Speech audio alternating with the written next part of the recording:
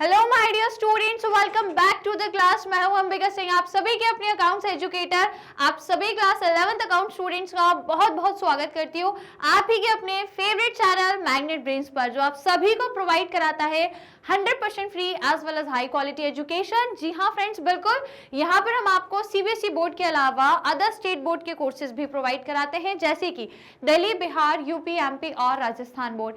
English medium के courses भी आपको मिल जाएंगे, इसके अलावा हिंदी मीडियम के कोर्सेज भी हम आपको प्रोवाइड कराते हैं। यदि बात करूं इंग्लिश मीडियम की, तो वो कोर्सेज हम आपको क्लास केजी से लेकर क्लास 12th तक प्रोवाइड कराते हैं। अपार्ट फ्रॉम दैट जो इंग्लिश मीडियम के कोर्सेज है वो भी आपको मिल जाएंगे, और जो हम आपको क्लास केजी से लेकर क्लास 12 तक प्रोवाइड कराते हैं, राइट। इसके अलावा आपको हम ई बुक्स और ई नोट्स भी अवेल कराते हैं। तो यदि किसी भी स्टूडेंट को ई बुक्स और ई नोट्स लेना है भाई हमारे, जिससे वो स्टडी कर सके घर बैठे बैठे बढ़िया तरीके में, तो आप कर सकते हो अवेल। उसके लिए आपको करना क्या होगा, नीचे जाना है, डिस्क्रिप्शन बॉक्स में आपको लिंक मिलेगी, उसको जाकर के आप क्लिक करना, तो आप आराम से ई बुक्स और ई नोट्स को भी अवेल कर सकते हो। और यदि मैं चैनल की बात करूं तो भाई आप सभी जानते हैं कि इंडिया का number 1 free online learning platform, the one and only Magnet Brains, जो आप लोगों को प्रोवाइड कराता है full and complete organise course, वो भी एब्सोल्युटली फ्री ऑफ कॉस्ट में, राइट। कोई चार्जेस नहीं, कोई पेड सब्सक्रिप्शन नहीं, कोई भी फीस नहीं। हर एक चीज, हर एक आप कह सकते हो कोर्सेज हम आपको फ्री ऑफ कॉस्ट में अपने ही चैनल मैग्नेट ब्रेन्स से प्रोवाइड कराते हैं, जिसके लिए आपको सिर्फ हमारे चैनल मैग्नेट ब्रेन्स को क्या करना है, सब्सक्राइब करना है, बस और कुछ भी नहीं करना है। केवल चैनल को सब्सक्राइब कर लीजिए, और क्या करना है फिर आपको आराम से ऑनलाइन मोड में घर बैठे बैठे फ्री एजुकेशन मिल जाएगा। हर एक टॉपिक का डिटेल्ड एक्सप्लेनेशन आपको मिल जाएगा, टॉपिक वाइज एक्सरसाइज के क्वेश्चन, एमसीक्यू, अजर्शन रीजन या फिर इंपॉर्टेंट क्वेश्चन, सारी चीजें हम आप लोगों को अपने ही चैनल से मैग्नेट ब्रेन से प्रोवाइड करवा देंगे, राइट। तो इसके लिए क्या कर लो, यूट्यूब चैनल मैग्नेट ब्रेन को सब्सक्राइब जरूर कर लेना। ऑलराइट, तो आई होप सभी ने सब्सक्राइब कर दिया होगा, तो फिर फटाफट से लाइक शेयर और कर देना भाई, राइट। तो सभी स्टूडेंट जो भी क्लास को ज्वाइन कर चुके हैं फटाफट से क्या करेंगे, लाइक शेयर करेंगे और चैनल को सब्सक्राइब करेंगे, राइट। तो फिर बढ़े आगे, शुरू करें आज के इस पर्टिकुलर सेशन को, राइट। तो आ जाइए, आज हमको क्या देखना है भाई साहब, जो हमारा चैप्टर नंबर 20 है, हालांकि मैंने पूरा पढ़ा दिया है ना, इसका हर एक डिटेल्ड में मैंने आपको जितने भी टॉपिक है डिटेल में पढ़ा दिए, बहुत सारे क्वेश्चंस भी हमने सॉल्व कर लिए, इवन एमसीक्यू, अजर्शन रीजन, बहुत सारे हमने प्रैक्टिस वाले क्वेश्चंस भी कंप्लीट कर लिए, ठीक है। तो ओवरऑल देखें तो ये जो चैप्टर है ये डिटेल में कंप्लीट हो गया। यदि आपको डिटेल स्टडी करनी है तो भाई आप जाके प्लेलिस्ट में सर्च करना, आपको पूरे चैप्टर के डिटेल वीडियो मिल जाएंगे। लेकिन अब क्योंकि मेरे साइड से चैप्टर कंप्लीट हो गया, तो अब भाई हम इसका करेंगे रिवीजन। और यदि आपने भी पूरा चैप्टर डिटेल में पढ़ लिया, तो आइए फिर अब चैप्टर नंबर 20 का हम लोग मिल करके रिवीजन करेंगे, एक बार फिर से पूरे कॉन्सेप्ट रिवाइज करते हैं, और कुछ क्वेश्चंस को भी हम जो एक्सरसाइज के क्वेश्चन है उन्हें भी हम रिवाइज करेंगे। सो आर यू रेडी, फटाफट से लगाएं, फिर स्टार्ट करें। तो as you can see chapter number 20, जिसका नाम है accounts from incomplete records, that is single entry system, right. तो सिंगल एंट्री सिस्टम जो हमारा चैप्टर है, चैप्टर नंबर 20, इसका आज हम लोग कंप्लीट चैप्टर रिवीजन, या फिर जैसे मैं कहूंगी वन शॉट रिवीजन, एक बार में एक ही सेशन में पूरा चैप्टर मैं आपको शुरू से लेकर लास्ट तक रिवाइज कराने वाली हूं। पूरे कॉन्सेप्ट ए से लेकर जेड तक, पूरे जितने भी कॉन्सेप्ट है इस चैप्टर में, हर एक कॉन्सेप्ट को हम रिवाइज करेंगे, और लास्ट में मैं आपको एक्सरसाइज के क्वेश्चंस भी रिवाइज कराऊंगी, ताकि आपके कॉन्सेप्ट रिवाइज हो जाए, ठीक है। तो मेरे साथ बने रहना लास्ट तक, कॉन्सेप्ट के साथ क्वेश्चन को भी रिवाइज करना जरूरी है, क्योंकि अकाउंट्स में सिर्फ कॉन्सेप्ट पढ़ के बेड़ा पार नहीं होगा, आपको एक्सरसाइज के क्वेश्चन भी सॉल्व करने पड़ेंगे, है ना। तो आखिरी तक बने रहना, लास्ट में हम क्वेश्चंस भी सॉल्व करेंगे। तो आइए सेशन को जल्दी से लाइक शेयर कर दो, फटाफट से सभी को बोलूंगी गाइज लाइक शेयर कर दीजिए, चैनल को सब्सक्राइब कर दीजिए। तो आइए सेशन को स्टार्ट करते हैं बढ़िया तरीके में, और कर लेते हैं हमारा जो पूरा सिलेबस है उसका आखिरी चैप्टर नंबर 20 का वन शॉट रिवीजन। ऑलराइट, तो आइए भाई साहब, क्या पढ़ना है, पहले मैं आपको उस चैप्टर में पूरे टॉपिक कितने हैं वो बता दूं। तो सबसे पहले ये पूरा चैप्टर आपका है किससे रिलेटेड, सिंगल एंट्री सिस्टम से रिलेटेड है भाई साहब, ठीक है। तो किससे रिलेटेड है, सिंगल एंट्री सिस्टम। तो यहाँ पर हम सबसे पहले क्या देखेंगे, सिंगल एंट्री सिस्टम का मीनिंग और इसके फीचर्स, ठीक है, इसका मतलब क्या होता है और इसके फीचर्स क्या होते हैं। उसके बाद भाई साहब इसके कुछ अच्छी अच्छी बातें, मतलब एडवांटेजेस, और इसमें कमियां, लिमिटेशंस क्या है, या इसके डिसएडवांटेजेस क्या है, वो हम देखेंगे। उसके बाद डिफरेंस देखेंगे हम किसमें, double entry and single entry system में, दोनों में क्या डिफरेंस होता है ये हम चेक करेंगे।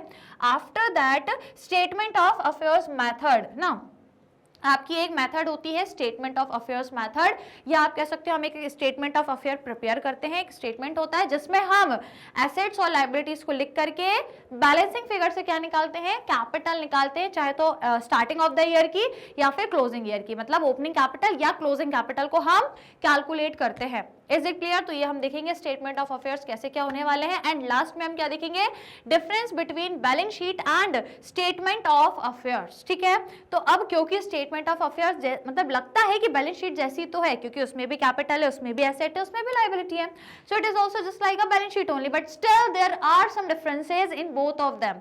दोनों में डिफरेंस है, तो वही मैं आपको डिफरेंसेस बताने वाली हूँ। ये सब हम एक बार फटाफट से वन शॉट में रिवाइज करेंगे, एंड देन लास्ट में मैंने बताया क्वेश्चन तो करनी है सॉल्व, है ना, क्वेश्चन भी हम सॉल्व करेंगे, राइट। तो आइए फिर शुरू करें, है ना। देखो टॉपिक एक बार और देख लो, इतने टॉपिक है, इसके बाद आखिरी में क्वेश्चंस भी रिवाइज कराऊंगी, राइट। तो आइए पहले हम जो सिंगल एंट्री सिस्टम है इसका मीनिंग देखेंगे, राइट। तो आइए सिंगल एंट्री सिस्टम क्या होता है, तो सबसे पहली बात, सिंगल एंट्री सिस्टम जो है आपका डबल एंट्री सिस्टम का जस्ट अपोजिट है। ठीक है, डबल एंट्री सिस्टम में स्टूडेंट्स हम क्या करते हैं, डबल एंट्री सिस्टम में हम हर एक ट्रांजैक्शन के दोनों एस्पेक्ट को रिकॉर्ड करते हैं। एक चीज आ रही है तो दूसरी चीज जा रही है, मतलब एक चीज डेबिट तो दूसरी चीज क्रेडिट, दोनों एस्पेक्ट हम रिकॉर्ड करते हैं। तो जब भी ये डेबिट और क्रेडिट वाली बात आती है तो हम उन दोनों एस्पेक्ट को अपनी double entry system of accounting से रिकॉर्ड करते हैं, दोनों एस्पेक्ट हर एक ट्रांजेक्शन के। पर यदि स्टूडेंट्स हम लोग single entry system of book keeping की बात करें तो इसमें ऐसा नहीं है कि केवल, अगर क्योंकि मैंने बोला डबल एंट्री में दोनों एस्पेक्ट, तो ऐसा नहीं है कि सिंगल एंट्री में एक ही एस्पेक्ट, ये गलत है। बहुत स्टूडेंट्स में अंडरस्टूड हो जाते हैं कि यदि डबल एंट्री में दोनों एस्पेक्ट है तो क्या सिंगल एंट्री में एक ही एस्पेक्ट रिकॉर्ड होगा, तो नहीं, ऐसा नहीं है। इसकी तीन कंडीशंस है, इसकी टोटल तीन कंडीशंस है। यदि हम उस पर बात करें तो देखो तीन क्या अलग अलग कंडीशन है, मैं आप लोगों को बताती हूँ। यदि हम बात करेंगे सिंगल एंट्री की,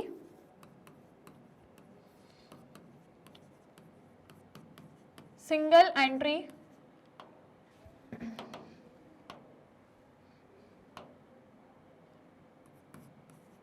सिस्टम, तो भाई साहब देखिए सिंगल एंट्री सिस्टम में तीन चीजें होती है पूरी, कितनी होती है, तीन चीजें, है ना। तो नंबर वन यदि मैं आपको बताऊं तो सबसे पहले हम क्या करते हैं, या तो बोथ एस्पेक्ट को रिकॉर्ड करेंगे, या तो दोनों एस्पेक्ट ऑफ ट्रांजैक्शन को हम रिकॉर्ड करेंगे, या फिर हम क्या करेंगे, केवल वन एस्पेक्ट ऑफ ट्रांजैक्शन को रिकॉर्ड करेंगे, केवल वन एस्पेक्ट, या फिर तीसरा हम क्या करेंगे, no aspect of transaction will be recorded. ये तीन सिचुएशन है आप लोगों की जो पॉसिबल करती हैं, पॉसिबल मतलब होती हैं कि सिंगल एंट्री सिस्टम में या तो दोनों एस्पेक्ट रिकॉर्ड हो सकते हैं जो डबल एंट्री में भी होते हैं, तो इसमें भी हो सकते हैं। इसको आप मिसअंडरस्टूड मत करो कि डबल एंट्री में यदि दो एस्पेक्ट है तो इसमें केवल एक ही होगा, नहीं, इसमें भी तीन कंडीशन है कि या तो दोनों एस्पेक्ट हो रहे होंगे या केवल एक एस्पेक्ट होगा, या ऐसा भी हो सकता है कि एक भी एस्पेक्ट किसी भी ट्रांजैक्शन का रिकॉर्ड ना हो। क्यों, अब ऐसा क्यों होता है, क्योंकि देखो जो आपका सिंगल एंट्री सिस्टम होता है ना, it only record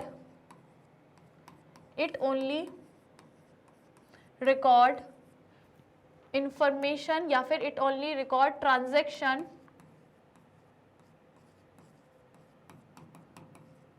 related to,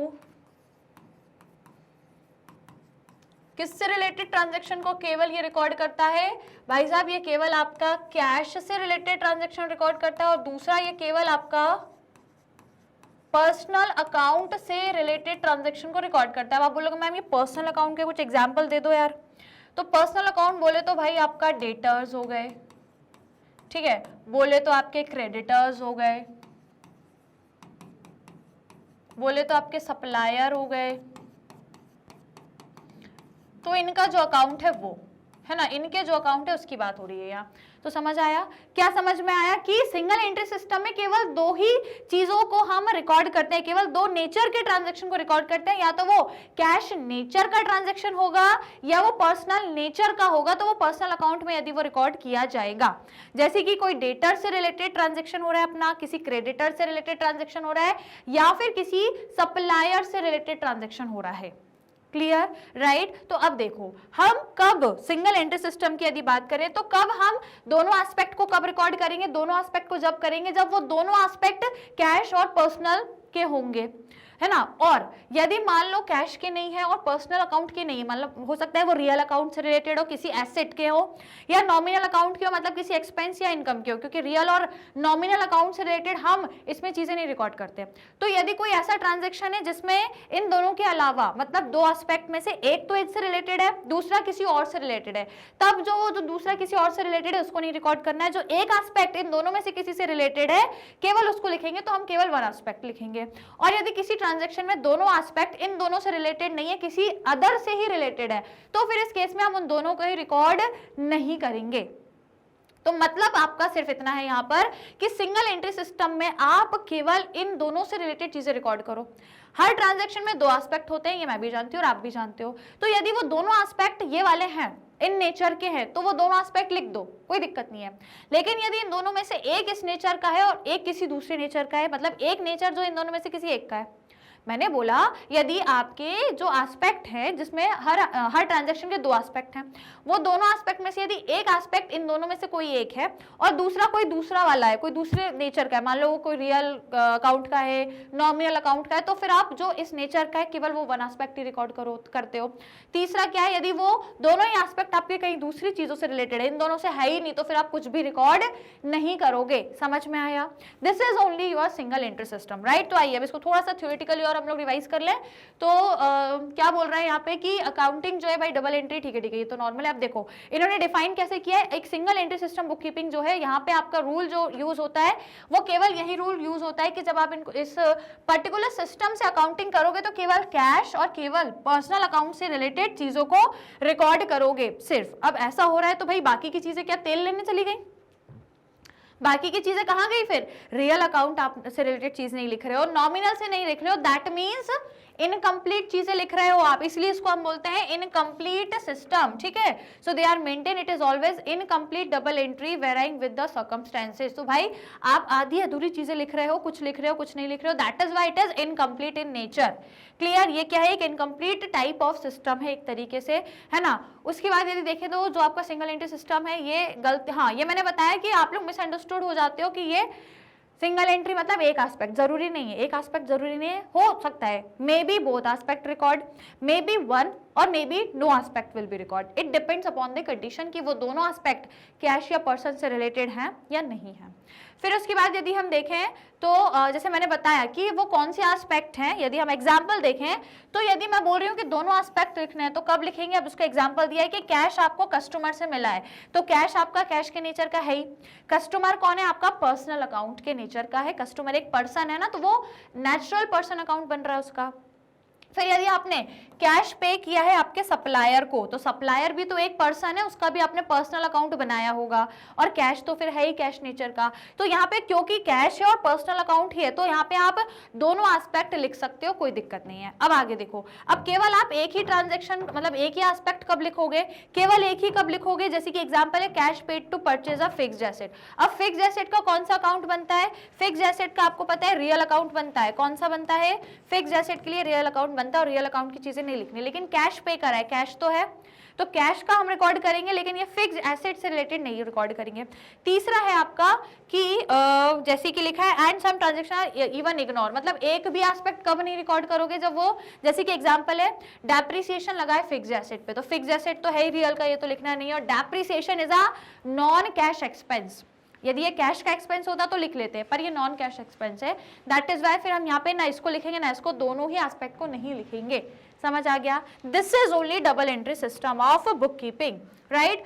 तो जैसे कि मैंने बताया क्योंकि हम केवल कैश और पर्सनल चीजें लिख रहे हैं इसलिए केवल कैश बुक बनाते हैं। मात्र हमको बस यही देखना है कैश कितना आ रहा है और जा रहा है। दूसरा हमको केवल पर्सनल अकाउंट मेंटेन कर रहा है, जिसमें हम यही देखेंगे कि किन से हमारा लेन देन है, कहाँ कस्टमर से लेना है, कहाँ डेटर से लेना है, कितना क्रेडिटर को देना है, कितना सप्लायर को लेना है देना है, पूरा पर्सन से ही, नेचुरल पर्सन का लेन देन बस देख रहे हैं, और आर्टिफिशियल पर्सन का भी। क्लियर? तो यहाँ हम केवल कैश बुक और पर्सनल अकाउंट को प्रिपेयर करते हैं, जैसे कि डेटर्स के लिए, क्रेडिटर्स के लिए, ये सारी चीजें। कोई रियल अकाउंट नहीं बनता, रियल में हम क्या लिखते हैं, एसेट अकाउंट, तो ये सब नहीं बनता और ना ही नॉमिनल अकाउंट बनता है। नॉमिनल में हम इनकम और एक्सपेंस लिखते थे, तो ये चीजें भी आपके रिकॉर्ड नहीं होती हैं। Is it clear to all, समझ में आया? तो यही है आपका सिंगल एंट्री सिस्टम। अब थोड़े बहुत फीचर्स और देख लो इसके। तो सूटेबिलिटी, भाई किस पर्टिकुलर आप कह सकते हो कंपनीज के लिए ये सिस्टम सूटेबल है? भाई बड़ी बड़ी कंपनीज के लिए तो बिल्कुल नहीं है, जहां पे बहुत सारे लोग हैं, लार्ज नंबर ऑफ एम्प्लॉइज है और जहां पर आपके ट्रांजेक्शन्स भी बहुत सारे हैं, तो उनके लिए सूटेबल नहीं है। ये केवल उनके लिए है जो सिंगल ओनर होते हैं ना, सोल ट्रेडर्स होते हैं, जो छोटी मोटी दुकान है, छोटी मोटी कोई रिटेल शॉप है, कोई ट्रेडिंग बिजनेस है छोटा मोटा, उनके लिए सूटेबल है, जिसमें ट्रांजैक्शन में महीने में 2 या 3 ही होते हैं बस, छोटे कम है ना, छोटे लेवल के बिजनेस और जिनके नंबर ऑफ ट्रांजैक्शंस भी क्या हो, लिमिटेड हो, केवल उनके लिए ये सूटेबल है, राइट। तो यहाँ पे हम क्या बोलेंगे, जो सूटेबिलिटी है किसके लिए है, केवल स्मॉल साइज बिजनेसेस के लिए है बस, जिनके ट्रांजैक्शन बहुत ही कम होते हैं। दूसरा देखो, नो यूनिफॉर्मिटी। भाई यहाँ पे जो जैसे कि हम देखते हैं ना, डबल एंट्री सिस्टम में हमने पढ़ा है शुरू से अभी तक, हमने जो डबल एंट्री पढ़ा है उसमें हमेशा अकाउंटिंग करने की ना एक जैसा सिस्टम होता है। यूनिफॉर्मिटी मतलब हर इंसान, यदि हर एक बिजनेस को देखो जो डबल एंट्री सिस्टम को फॉलो कर रहा है, वो एक जैसे ही सिस्टम को फॉलो कर रहा है। ऐसा नहीं है कि डबल एंट्री से ये अलग चीज फॉलो कर रहे हैं, वो अलग चीज कर रहे हैं। हर एक ऑर्गेनाइजेशन, हर एक कंपनी को देखो जो डबल एंट्री सिस्टम को फॉलो कर रहा है, वो यूनिफॉर्मिटी के साथ कर रहा है, हर एक प्रिंसिपल को एक जैसा फॉलो कर रहा है, हर एक चीज में समानता है। लेकिन यदि सिंगल एंट्री में देखें तो कोई समानता नहीं है, कोई भी एक जैसा कुछ नहीं चल रहा है, कोई कुछ कर रहा है, कोई कुछ कर रहा है, राइट। तो यहाँ पे हम यदि वही देखें, दिस सिस्टम में डिफर फ्रॉम, तो ये जो सिस्टम है firm to firm, company to company पे डिपेंड कर रहा है कि सिंगल एंट्री सिस्टम, जैसे कि यदि मैं फॉलो कर रही हूँ तो मैं अपने अलग स्टाइल से फॉलो करूंगी, आप यदि फॉलो करोगे तो आप अपने अलग स्टाइल से फॉलो करोगे। लेकिन यदि हम डबल एंट्री को फॉलो करेंगे तो सबको एक जैसा ही डबल एंट्री सिस्टम को फॉलो करना पड़ता है, ठीक है, एक जैसे ही सबको डबल एंट्री को फॉलो करना होता है। लेकिन सिंगल एंट्री आपका पूरा डिपेंड करता है, ये एडजस्ट हो जाता है, फर्म से डिपेंड करता है। तो ये एक तरीके से कुछ फ्लेक्सिबल है कि जैसा आप चाहे इसको यूज कर सकते हैं, राइट। समझ में आया? तो आप अपनी अकॉर्डिंग, अपनी रिक्वायरमेंट के अकॉर्डिंग, अपनी कन्वीनियंस, सहूलियत क्या बोलते हैं उसको हिंदी में, सहूलियत, हाँ, अपने सहूलियत के अकॉर्डिंग आप इसको यूज कर सकते हो जैसे आप चाहो, ठीक है, जैसे आपकी रिक्वायरमेंट है, जैसा आपका बिजनेस का एनवायरमेंट है, जैसा नेचर है, वैसा आप कर सकते हो, क्लियर। लेकिन डबल एंट्री में ऐसा नहीं है, वो आपको करना पड़ेगा जैसा है वैसा ही, ठीक है। नाउ ये हो गए दो आपके। तीसरा देखते हैं, मेंटेनेंस ऑफ पर्सनल अकाउंट्स। तो भैया हम केवल यहाँ पे पर्सनल अकाउंट बनाते हैं, no real account, no nominal account, ठीक है। तो यहाँ पे केवल आपका पर्सनल अकाउंट बनता है, रियल और नॉमिनल अकाउंट हम प्रिपेयर नहीं करते। पर्सनल अकाउंट में जैसे debtor account, creditor account, supplier account, ये सब बनाएंगे। इज इट क्लियर, समझ में आया भाई? तो ये इसके फीचर्स है। कुछ और फीचर्स, नंबर 4 है, यहाँ पे केवल हम कैश बुक बनाएंगे, सिर्फ और सिर्फ कैश बुक। क्यों बनाने? क्योंकि हमें क्या चाहिए, सिर्फ कैश नेचर के ट्रांजैक्शन, तो इसलिए हम सिर्फ कैश बुक बनाएंगे। Generally a cash book is maintain in the system, in this system which mixes up business as well as personal transactions, ठीक है। तो इसमें हम केवल बिजनेस के कैश ट्रांजैक्शन और पर्सनल ट्रांजैक्शंस को ही रिकॉर्ड करते हैं। Is it clear? Then dependence on original voucher, ये बहुत इंपॉर्टेंट पॉइंट है। हमने आई थिंक जब एजर्शन रीजन के क्वेश्चन करे थे ना, तब ये क्वेश्चन आया भी था, मुझे याद है। एजर्शन रीजन के क्वेश्चन में ये क्वेश्चन था कि जो आपका सिंगल एंट्री सिस्टम होता है वो ओरिजिनल वाउचर पर डिपेंड होता है। ये आप याद रखना, आप यहाँ से सवाल आ सकता है, क्योंकि बहुत ही इंपॉर्टेंट और छोटी सी चीजें स्टूडेंट्स भूल जाते हैं। पर भूलना नहीं, मैंने आपको इसका एक क्वेश्चन एजर्शन रीजन में भी कराया था, है ना। तो याद रखना कि सिंगल एंट्री सिस्टम आपका ओरिजिनल वाउचर पर डिपेंड होता है, क्योंकि यहाँ हम पर्सनल अकाउंट के अलावा कोई अकाउंट ही नहीं बनाते, ना कोई रियल अकाउंट बन रहा है, ना ही आपके कोई नॉमिनल अकाउंट बन रहा है, ना आप सेल्स अकाउंट बना रहे हो, ना परचेज अकाउंट बना रहे हो, कुछ भी नहीं बना रहे। अब आपको यदि सेल्स और परचेज पता करनी है तो आप कहाँ भागोगे? अब अकाउंट्स तो कुछ है नहीं, तो इसके लिए अब आप ओरिजिनल डॉक्यूमेंट्स पर या फिर सोर्स डॉक्यूमेंट्स, या जिसको आप बोलते हो वाउचर, उन पर ही भागोगे। वाउचर को जाके देखोगे कि जो सेल इनवॉइस है या जो परचेज इनवॉइस है या जो कैश मेमो है, उसमें जाकर के चेक करोगे कि सेल्स कितनी हुई, परचेज कितनी हुई, तब जाके प्रॉफिट निकालोगे, ठीक है। तो यदि इन्फॉर्मेशन चाहिए, कोई डेटा चाहिए, उसके लिए आपके पास कोई अकाउंट्स ही नहीं है, यहाँ पर कोई सेल्स अकाउंट नहीं है, कोई परचेज अकाउंट नहीं है, तो इन इन्फॉर्मेशन को कलेक्ट करने के लिए आप वाउचर्स पर जाओगे या सोर्स डॉक्यूमेंट्स पर जाओगे। Is it clear? तो वही लिखा है, यदि आपको प्रॉफिट और लॉस असरटेन करना है, कोई अदर इन्फॉर्मेशन चाहिए, तो अब आपको ओरिजिनल वाउचर से ही चीजें कलेक्ट करनी पड़ेगी। जैसे कि यदि आपको सेल्स देखना है, परचेज देखना है, तो आप कहाँ जाओगे? कैश मेमो में, या इनवॉइस जो आपने दिया होगा, सेल्स इनवॉइस, परचेज इनवॉइस, इनको जाकर के देखोगे, तब जाके आपको पता लगेगा कि कितनी सेल्स हुई, कितना परचेज हुआ, फिर जाके आप प्रॉफिट और लॉस असरटेन कर पाओगे। क्लियर। तो यदि हम देखें सिंगल एंट्री सिस्टम पूरा ओरिजिनल वाउचर पे ही बेस्ड है, उसी के भरोसे है हम, ठीक है। देन नंबर 6, नंबर 5 हो गया। अब नंबर 6 क्या है इसका, difficulty in preparation of final accounts. भाई इससे हम फाइनल अकाउंट्स नहीं बना सकते और बिल्कुल नहीं बना सकते क्योंकि हमारे पास ना कोई लेजर अकाउंट है, मतलब लेजर अकाउंट है भी तो सिर्फ वो पर्सनल अकाउंट से रिलेटेड है और कैश से रिलेटेड है, इसके अलावा कोई कुछ भी नहीं है, ना रियल अकाउंट ना नॉमिनल अकाउंट, ना हमने ट्रेडिंग बनाते हैं, ना इसमें पीएनएल बनता है, ना बैलेंस शीट बनती है, तो कुछ नहीं बनता। तो भाई आपका final accounts is not easy to prepare, right. Clear हुआ। आइए फिर नेक्स्ट अपन बढ़ते हैं आगे। नेक्स्ट है इसके कुछ एडवांटेज। अब फिर भी इसके कुछ इतनी सारी इसमें लिमिटेशंस भी हैं लेकिन एडवांटेजेस भी है। तो एडवांटेजेस सबसे पहला क्या, सिंपल मेथड है, कोई ज्यादा दिमाग नहीं लगाना, बहुत ही सिंपल है क्योंकि कुछ ज्यादा रिकॉर्ड मेहनत ही नहीं है, जितनी मेहनत डबल एंट्री में उतनी इसमें है ही नहीं, तो बहुत सिंपल मेथड है। लेस एक्सपेंसिव, कोई खर्च नहीं लगेगा। एक अकेला यदि बिजनेसमैन है, एक अकेला है जिसकी छोटी सी एक रिटेल की शॉप है, वो भी चाहे तो सिंगल एंट्री से खुद ही अपने अकाउंट्स बना सकता है, लेकिन यदि उसको डबल एंट्री से बनाना होगा तो वो शायद खुद नहीं बना पाएगा, तो वो किसी अकाउंटेंट को रखेगा। वो अकाउंटेंट फिर उसकी अकाउंटिंग करेगा, तो क्या फ्री में करेगा? नहीं, वो फिर भैया सैलरी लेगा। तो यदि डबल एंट्री से देखें तो आपको किसी अकाउंटेंट से वो काम कराना होता है, अकाउंटेंट से अकाउंट्स बनवाने होते हैं, तो फिर वो सैलरी लेता है। लेकिन सिंगल एंट्री में आप खुद ही बना सकते हो, तो फिर कोई खर्चा भी नहीं लगेगा, खुद को उसे सैलरी देने की क्या जरूरत है, ठीक है। देन किसके लिए सूटेबल है भाई, स्मॉल बिजनेस के लिए, छोटे मोटे रिटेल शॉप, ट्रेडिंग वाली छोटी मोटे बिजनेस है उनके लिए है, लार्ज बिजनेस के लिए नहीं, छोटे मोटे बिजनेसमैन छोटे मोटे बिजनेस के लिए बढ़िया है, ठीक है। उसके बाद देखें यदि no need of in depth knowledge of principle of books of book keeping. भाई साहब देखिए, डबल एंट्री को करना है ना, तो बिना नॉलेज के आप डबल एंट्री से बुक कीपिंग नहीं कर पाओगे। पढ़ा लिखा व्यक्ति चाहिए, एक अच्छा अकाउंटेंट चाहिए जिसको पूरी अकाउंटिंग के प्रिंसिपल की नॉलेज है, पूरा अकाउंट्स मेंटेन करना जिसको आता है, एडजस्टमेंट्स की ट्रीटमेंट जिसको पता है, वही डबल एंट्री सिस्टम से बुक कीपिंग कर पाएगा। लेकिन यदि सिंगल एंट्री में बोलूं तो ना कोई डेप्थ नॉलेज चाहिए, कोई अकाउंटिंग का ज्यादा नॉलेज नहीं चाहिए, बस छोटा मोटा लेन देन करना आना चाहिए, प्लस माइनस वगैरह काम आना चाहिए, तो ये तो नॉर्मली भी आता है। कोई अकाउंटेंसी या कोई, मैं तो कह रही हूँ कोई यदि कॉमर्स का नहीं भी है ना, कोई दूसरे फील्ड का भी है, दूसरी स्ट्रीम का है, तो वो भी कर लेगा इस सिस्टम से, इतना ईजी है ये।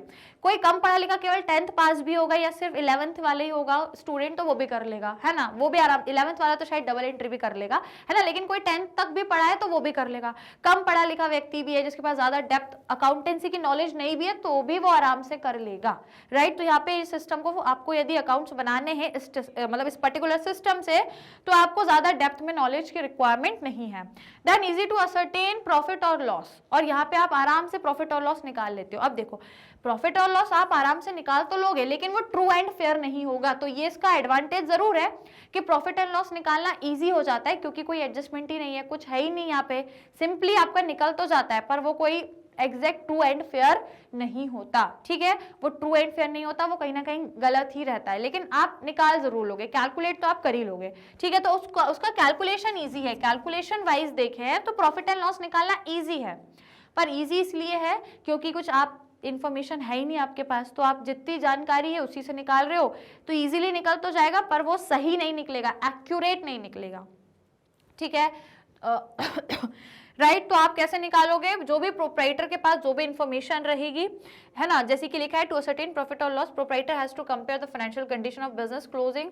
हाँ, तो बेसिकली हम करते क्या है इस पर्टिकुलर कंडीशन में, अभी मैं आपको बताऊंगी। स्टेटमेंट ऑफ अफेयर्स बनाते हैं, जिसमें हम क्या करते हैं, statement of profit and loss में हम कंपैरिजन करते हैं कि जो कैपिटल हमारी बिगिनिंग में थी, स्टार्टिंग में थी, उसको हम कंपेयर करते हैं जो कैपिटल हमारी लास्ट में आ जाती है। तो कैपिटल जो बिगिनिंग में थी उसको कंपैरिजन करेंगे, कैपिटल जो लास्ट में, क्लोजिंग कैपिटल जो बची है, तो मतलब ओपनिंग कैपिटल और क्लोजिंग कैपिटल का कंपैरिजन किया जाता है, दोनों को हम कंपेयर करते हैं और फिर हम आइडेंटिफाई करते हैं कि हमें लॉस है या प्रॉफिट है, राइट। मैं आपको बताऊंगी अभी। तो बेसिकली इसमें प्रॉफिट एंड लॉस को कैलकुलेट करना ईजी है।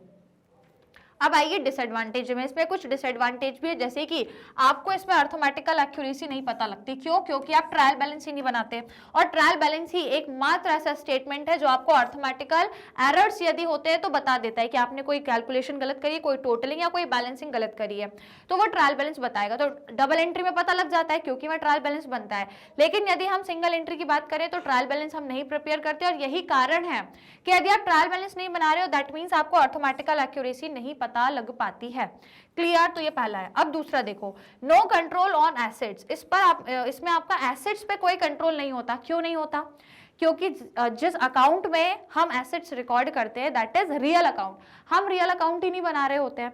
तो यदि हम रियल अकाउंट ही नहीं बनाएंगे तो आपका एसेट्स के बारे में ना आपको कुछ इन्फॉर्मेशन पता चलेगी और उस पर आप कंट्रोल भी नहीं कर पाओगे, राइट। तो एसेट्स पे कोई कंट्रोल नहीं होता क्योंकि हमें उनकी वैल्यू नहीं पता, क्योंकि हमने एसेट अकाउंट ही नहीं प्रिपेयर किया। क्लियर, समझ आया? तो ये इसका डिसएडवांटेज है। देन आगे और है आपके, करेक्ट प्रॉफिट और loss can not be determined. अब देखो पहला एक एडवांटेज क्या था कि प्रॉफिट एंड लॉस इजीली आप डिटरमाइन कर लोगे, इजीली तो कर लोगे, वो तो पता है, लेकिन करेक्ट नहीं होगा, वो इनकरेक्ट या इनएक्यूरेट होगा, सही नहीं होगा। क्यों नहीं होगा? क्योंकि सही तो आपको प्रॉफिट एंड लॉस अकाउंट से ही पता लगता है, जो हमने पिछले चैप्टर में निकाला था, ठीक है। तो सही तो वही पता लगेगा, एग्जैक्ट और ट्रू और एकदम फेयर आपको डबल एंट्री में पता लगता है जब आप P&L अकाउंट बनाते हो। अब क्योंकि आप यहाँ प्रॉफिट एंड लॉस अकाउंट बना ही नहीं रहे हो तो आपको ट्रू एंड फेयर या करेक्ट प्रॉफिट और लॉस अकाउंट, सॉरी प्रॉफिट और लॉस आपको नहीं पता लगेगा। Then number 4, financial position of business can not be ascertain. और इस कंडीशन में आप किसी भी बिजनेस की फाइनेंशियल पोजीशन को असर्टेन नहीं कर सकते। क्यों नहीं कर सकते? क्योंकि जो फाइनेंशियल पोजीशन होती है वो हम बैलेंस शीट से बताते हैं, और सिंगल एंट्री सिस्टम में तो हम बैलेंस शीट ही नहीं बना रहे होते, क्योंकि बैलेंस शीट में लिखना होता है एसेट और लायबिलिटीज की ट्रू वैल्यू, सही वैल्यू, और आपको वही नहीं पता। आपको पता जरूर है एसेट इतनी कीमत के हैं, लायबिलिटी पर वो एग्जैक्ट आपको ट्रू उनकी सही वैल्यू नहीं पता। तो जब सही वैल्यू नहीं पता तो आप बैलेंस शीट में कैसे रिकॉर्ड करोगे, और नहीं करोगे तो बैलेंस शीट नहीं बनेगी और उससे आपको फाइनेंशियल पोजीशन भी नहीं पता लगेगी, ठीक है। तो ये इसके एडवांटेज है। और भी आगे एडवांटेज भाई बहुत सारे एडवांटेज, सॉरी डिसएडवांटेज, बहुत सारे डिसएडवांटेज है, ठीक है। देन नो इंटरनल चेक, कोई इंटरनल चेकिंग नहीं चलती है। इंटरनल चेकिंग मतलब जो भी आप अकाउंटिंग बना रहे हो, जो भी अकाउंट्स बना रहे हो, उसके लिए कोई ऐसा नहीं है कि जो अकाउंट्स बनते टाइम ही चेक कर रहा हो। जैसे होते हैं ना कि कोई अकाउंटेंट है वो डेली बेसिस पे जो भी चीजें होती है अकाउंट्स अपने बनाता है, और उसका यदि कोई सीनियर अकाउंटेंट तो वो आके चेक करता है कि ये कुछ गलत तो नहीं कर रहा, अकाउंट्स को टोटल चेक करता है। तो उसी की कंपनी का ही एक अकाउंटेंट क्या कर रहा है, चेक कर रहा है। तो इसको हम बोलते हैं इंटरनल चेक, है ना। कि सपोज मान लो मैं अकाउंट बना रही हूँ यहाँ पे बैठ के, मेरा काम है किसी कंपनी में अकाउंटेंट का, और मैं अकाउंट्स बनाती हूँ। अब मेरे ऊपर कोई सीनियर अकाउंटेंट होगा जो आके मेरे उन अकाउंट्स को चेक करता होगा कि इसने सही तो बनाए, कुछ गलत तो नहीं बना दिया, कहीं कुछ गलत तो रिकॉर्ड नहीं कर दिया। तो इसको बोलते हैं इंटरनल चेक। अब ये यहाँ पॉसिबल नहीं है। क्यों? क्योंकि कोई अकाउंट्स ही नहीं बना रहे हम, कुछ हम चीजें ही नहीं बना रहे, कोई प्रॉपर रिकॉर्ड ही नहीं है, कोई कंप्लीट इंफॉर्मेशन ही नहीं है। That is why internal check possible नहीं है। इसलिए कारण है कि एरर्स और फ्रॉड बहुत सारे हो सकते हैं, क्योंकि कोई चेक ही नहीं कर रहा है, राइट। तो इस कंडीशन में क्या है, आपके एरर हो सकते हैं, कोई फ्रॉड हो सकता है, और इसको आप डिटेक्ट भी नहीं कर पाओगे कि गलती कहाँ हुई है। यदि आपको आप पकड़ना भी है कि भाई गलती कहाँ हुई है, एरर या फ्रॉड कहाँ हुआ है, तो उसके लिए आप चेक करो ना। अब जैसे मेरा सीनियर अकाउंटेंट जब मेरे अकाउंट्स जो मैंने बनाए हैं उनको देखने आएगा तो वो जो गलती है या मैंने यदि कोई जानबूझ के फ्रॉड कर दिया है तो वो पकड़ लेगा, ठीक है। लेकिन वो कब पकड़ेगा? जब कोई इंटरनल चेक होगा और जब वो अकाउंट बनेंगे तभी तो। लेकिन इस सिस्टम में ना अकाउंट बन रहे हैं, ना कोई अकाउंटिंग चल रही है, तो वे कहां से इंटरनल चेक होगा, राइट। तो फ्रॉड के चांसेस इसलिए ज्यादा होते हैं, एरर्स के चांसेस ज्यादा हैं। Then difficult to ascertain the value of business. अब इससे आपको बिजनेस की वैल्यू को असरटेन करना आपके लिए मुश्किल है। Is being inadequate and difficult to value the business specially goodwill. कोई भी, क्योंकि देखो बिजनेस की वैल्यू कैसे पता लगती है, उसके एसेट से पता लगती है, और यहाँ तो आपको एसेट्स की वैल्यू ही नहीं पता है ना। तो जब एसेट्स की वैल्यू नहीं पता तो फिर बिजनेस की वैल्यू भी आप नहीं बता सकते। इनकम्प्लीट एंड अनसाइंटिफिक सिस्टम, भाई ये बहुत ही इनकम्प्लीट है, इसमें कोई भी रिकॉर्ड, कोई भी इंफॉर्मेशन आपके पास कंप्लीट नहीं है। इनसफिशिएंट इंफॉर्मेशन है, बहुत छोटी जानकारी है, केवल कैश के बारे में आपको पता है और केवल आपको पर्सनल अकाउंट के बारे में पता है, ना आपको एसेट्स के बारे में पता है, ना आपको एग्जैक्ट अपने इनकम एक्सपेंस के बारे में पता है। आपको कुछ भी ज्यादा सही से नहीं पता क्योंकि आपने नॉमिनल अकाउंट नहीं बनाया, रियल अकाउंट नहीं बनाया एंड सो ऑन, राइट। तो इनकम्प्लीट इंफॉर्मेशन है और वो भी अनसाइंटिफिक है। अनसाइंटिफिक मतलब जैसे कि डबल एंट्री सिस्टम में नहीं कि प्रिंसिपल है तो वो पूरे साइंटिफिक है और सब लोग फॉलो कर रहे हैं, जो भी कॉन्सेप्ट है वो सब लोग फॉलो कर रहे हैं, राइट। तो जो डबल एंट्री सिस्टम होता है उसमें जो भी चीजें हैं, अकाउंटिंग के प्रिंसिपल, अकाउंटिंग करने की मेथड्स या जो भी कॉन्सेप्ट्स हैं सब अप्लाई कर रहे हैं क्योंकि वो साइंटिफिक है। पर यहाँ सब अपना अपना अलग अलग अप्लाई करते हैं, कोई भी एक जैसा, कोई भी यूनिफॉर्मिटी नहीं है कि सब एक जैसा ही फॉलो करेंगे। सिंगल एंट्री सिस्टम फर्म अपने हिसाब से, अपने रिक्वायरमेंट, अपने कन्वीनियंस के हिसाब से बनाती है। तो यहाँ कोई भी ऐसा नहीं है कि कुछ चीजें साइंटिफिक हो कि सब उसको अप्लाई करें। तो सारी चीजें क्या है, incomplete as well as unscientific है, राइट। तो ये हो गया इसका एक डिसएडवांटेज। फिर इसके आगे देखें और, राइट। तो ये इतने 7 डिसएडवांटेज तो हो गए। अब आगे देख लो और है क्या इसके कोई डिसएडवांटेज। बिल्कुल, comparative study is difficult. Comparative study मतलब अपने इस पर्टिकुलर ईयर की जो मेरी कंडीशन है उसको मैं अपने पिछले साल की कंडीशन से कंपेयर करूं, तो वो जब ही हो पाएगा ना जब मुझे मेरे पास सही रिकॉर्ड होंगे। भाई इस साल का फाइनेंशियल स्टेटमेंट होता, तब जाके मैं पिछले साल के फाइनेंशियल स्टेटमेंट से कंपेयर कर पाती। अब यहाँ तो फाइनेंशियल स्टेटमेंट ही नहीं है, तो कंपैरिजन आप कर ही नहीं सकते हो, कंपैरेटिव स्टडी नहीं कर सकते, आप अपने फाइनेंशियल पोजीशन को नहीं पता लगा सकते हो कि करेंट ईयर में कैसी है, प्रीवियस ईयर में कैसी थी। तो ये सारी चीजें नहीं कर सकते just because you have incomplete information. ठीक है, काफी इनसफिशिएंट आप लोगों के पास इंफॉर्मेशन होती है यदि इस पर्टिकुलर सिस्टम से अकाउंटिंग होती है तो। क्लियर? तो ये हो गए भाई इसके advantage as well as disadvantage. अब पहले जल्दी से सेशन को भाई लाइक शेयर और कर दो फटाफट, फिर आगे बढ़ेंगे। जल्दी से सभी को बोलूंगी लाइक शेयर करने के लिए, फिर हम आगे बढ़ते हैं। डन कर दिया लाइक शेयर? तो आइए आगे बढ़ते हैं स्टूडेंट्स। अब हम लोग डिफरेंस देख लें थोड़ा सा डबल एंट्री और सिंगल एंट्री में क्या डिफरेंस है। तो सबसे पहले देखो एस्पेक्ट ऑफ ट्रांजैक्शन। तो आपको पता है कि डबल एंट्री सिस्टम में, जो डबल एंट्री सिस्टम होता है उसमें हम दोनों एस्पेक्ट को रिकॉर्ड करते हैं, दोनों एस्पेक्ट को। लेकिन यदि सिंगल में देखें तो जरूरी नहीं है कि दोनों एस्पेक्ट हो भी सकते हैं, नहीं भी हो सकते हैं, है ना। वो मैंने आपको यहाँ पे बताया था कि सिंगल एंट्री में बोथ एस्पेक्ट हो भी सकते हैं, नहीं भी हो सकते, और हो सकता है कि सिर्फ एक ही एस्पेक्ट रिकॉर्ड हो। ठीक है, तो यहाँ पे तीनों चीजें पॉसिबल है। ओके, उसके बाद यदि देखें accounts maintain. So under this system हम सारे अकाउंट बनाते हैं, चाहे पर्सनल हो, चाहे रियल हो, चाहे नॉमिनल हो, सारे अकाउंट बनाते हैं। और इसी के साथ हम अदर लेजर अकाउंट भी बनाते हैं, सारी चीजें हम बनाते हैं। इसलिए ये कंप्लीट और एक साइंटिफिक सिस्टम है आपकी अकाउंटिंग का, क्योंकि इसमें सारी चीजों को हम रिकॉर्ड रखते हैं। सिंगल में यदि देखें तो इस सिस्टम में हम केवल पर्सनल अकाउंट बनाते हैं और केवल कैश बुक हम बनाते हैं, इसके अलावा हम कुछ भी नहीं बनाते। तो इसलिए ये क्या है, एक इनकम्प्लीट रिकॉर्ड है आपकी अकाउंट्स का। Is it clear? आइए फिर आगे बढ़ते हैं। ये दो डिफरेंस है। इसके अलावा यदि देखें हम ट्रायल बैलेंस में, तो आपको पता है कि ट्रायल बैलेंस आपका डबल एंट्री सिस्टम अकाउंटिंग यदि हम फॉलो करते हैं तो ट्रायल बैलेंस हम बिल्कुल बनाते हैं, ट्रायल बैलेंस प्रिपेयर करते हैं, और इसी से हमको अर्थमेटिकल एक्यूरेसी भी पता लगती है, हमारे कैलकुलेशंस में, हमारी टोटलिंग में, हमारी बैलेंसिंग में कोई गड़बड़ तो नहीं हो गई। वहां की यदि बात करूं तो यहाँ पर हम ट्रायल बैलेंस को नहीं करते हैं प्रिपेयर, कोई ट्रायल बैलेंस आपको प्रिपेयर नहीं होता है ना, क्योंकि हमारे पास इनकम्प्लीट इन्फॉर्मेशन है, और इनकम्प्लीट इन्फॉर्मेशन के साथ ट्रायल बैलेंस बनाओगे तो वो कभी जिंदगी में आपका मैच नहीं होगा। ट्रायल बैलेंस जब भी मैच होता है जब उसमें कंप्लीट चीजें हो और करेक्ट चीजें हो, और यदि इनकम्प्लीट चीजें हैं वो भी गलत वलत है, ऐसे ही है, तो भैया कभी नहीं आपका मैच हो पाएगा। इसीलिए यहाँ पे कोई अर्थमेटिकल एक्यूरेसी नहीं होती है, कोई इसका वो नहीं है, कोई इसका वो सबूत नहीं है कि आपने कोई गलती नहीं करी, कोई कैलकुलेशन मिस्टेक नहीं है, सारी चीजों की सही टोटलिंग है, इसका कोई आप परफेक्ट वो नहीं दे सकते हो। ठीक है ना। प्रॉफिट और लॉस यदि हम देखें तो यहाँ पर पूरा एंड ऑफ द ईयर में यदि हम डबल एंट्री सिस्टम देखें तो मतलब जब पूरा अकाउंटिंग ईयर अपना खत्म हो जाता है, eight the end of the year में आप नेट प्रॉफिट या फिर नेट लॉस को कैलकुलेट करते हो बढ़िया तरीके से। कैसे? प्रॉफिट एंड लॉस अकाउंट को बना करके आप कैलकुलेट करते हो। लेकिन इस सिस्टम में यदि देखें सिंगल एंट्री में तो प्रॉफिट एंड लॉस अकाउंट ही नहीं बनता, तो कहां से प्रॉफिट और लॉस बताओगे। ठीक है, तो प्रॉफिट एंड लॉस अकाउंट हम नहीं प्रिपेयर करते, दैट इज व्हाई हम यहाँ पे अपना एग्जैक्ट और सही ट्रू प्रॉफिट या लॉस नहीं बता पाते। Profit and loss based on बताते तो है लेकिन सिर्फ अंदाजे से, इंस्टीमेशन से। ठीक है, एक्यूरेसी नहीं है, कोई true and fair profit and loss नहीं हम एसरटेन कर पाएंगे। Is it clear? चलिए अब आगे आइए नंबर 5 फाइनेंशियल पोजीशन। तो क्योंकि हम डबल एंट्री सिस्टम में बैलेंस शीट बनाते हैं, प्रॉपर फाइनल अकाउंट्स बनाते हैं, तो जब हम बैलेंस शीट भी बनाएंगे तो हमको सही फाइनेंशियल पोजीशन पता लग जाएगी, क्योंकि हम जो भी चीजें हैं अपनी बैलेंस शीट में रिकॉर्ड कर रहे हैं, बैलेंस शीट को प्रिपेयर कर रहे हैं। लेकिन सिंगल एंट्री सिस्टम की यदि हम बात करते हैं तो इस सिस्टम में जो बैलेंस शीट है उसको ही नहीं बनाते हम, और यदि हम बैलेंस शीट नहीं बनाते तो फिर हमको सही फाइनेंशियल पोजीशन नहीं पता लगेगी। तो इसमें हम बनाते क्या है, इसमें हम इसका एक सब्स्टिट्यूट है, बैलेंस शीट के जैसा ही एक है स्टेटमेंट ऑफ अफेयर्स, जो हम आगे अभी देखने वाले हैं। तो स्टेटमेंट ऑफ अफेयर्स को हम बनाते हैं, इसमें हम assets, the reason is that assets and liability do not stand at real amount but at estimated amount. मतलब हम बैलेंस शीट में तो बिल्कुल एग्जैक्ट अमाउंट लिखते हैं एसेट्स एंड लायबिलिटीज का, तो हमें सही फाइनेंशियल पोजीशन पता लगती है। लेकिन जब आप ये स्टेटमेंट ऑफ अफेयर्स बनाते हो ना, तो उसमें भी हम एसेट्स और लायबिलिटीज ही लिखते हैं, लेकिन एक एस्टिमेटेड वैल्यू पर, कोई फिक्स वैल्यू या कोई करेक्ट वैल्यू पर नहीं लिखते, एस्टिमेटेड वैल्यू पर लिखते हैं। दैट इज वाई ये रीजन है कि यहाँ पे आपको सही फाइनेंशियल पोजीशन नहीं पता लगेगी। देन उसके बाद एडजस्टमेंट यदि देखें तो आपको पता है भाई, अभी पिछले चैप्टर जो था अपना 19 वाला, उसमें हमने पूरे चैप्टर में ही एडजस्टमेंट करे है ना। तो डबल एंट्री सिस्टम में हम पूरे एडजस्टमेंट्स करते हैं, हर एक चीज करते हैं और फिर अपने फाइनल अकाउंट बनाते हैं।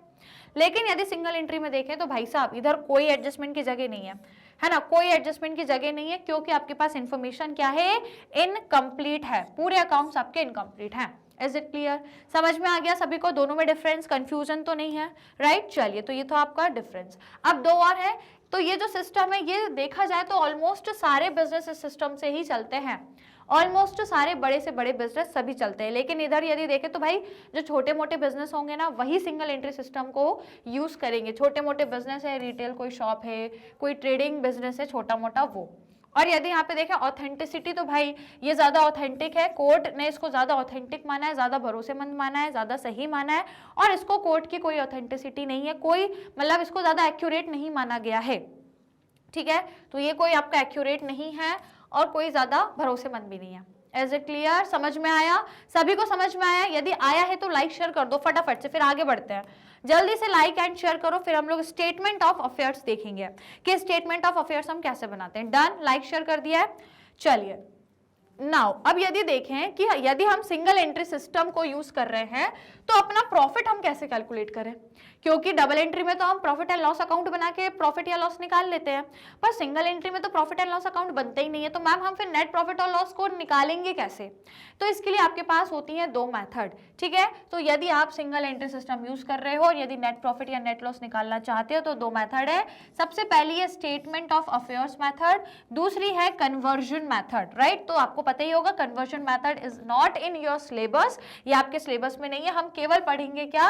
स्टेटमेंट ऑफ अफेयर्स मेथड, ठीक है? तो ये मेथड को हम पढ़ते हैं और फिर इसको देखेंगे कि इसमें क्या चीजें है। तो आइए आगे बढ़ते हैं। अब हम स्टेटमेंट ऑफ अफेयर्स मेथड, जिसका दूसरा नाम है नेट वर्थ मेथड। तो भाई इसको ध्यान से देख लेना, क्योंकि कई बार होता है क्या है, क्वेश्चन में नेट वर्थ मेथड दिया होता है, तो कंफ्यूज मत होना, राइट? तो देखो ये जो आपका है ना स्टेटमेंट ऑफ अफेयर्स मेथड, इसमें हम देखते हैं कि a statement of affairs is a statement of asset and liabilities, difference between the amount of the two side is taken as capital. तो देखो भाई होता क्या है, मैं आप लोगों को बता देती हूँ, हमें करना क्या होता है, मैं आपको यहाँ पे बताती हूँ।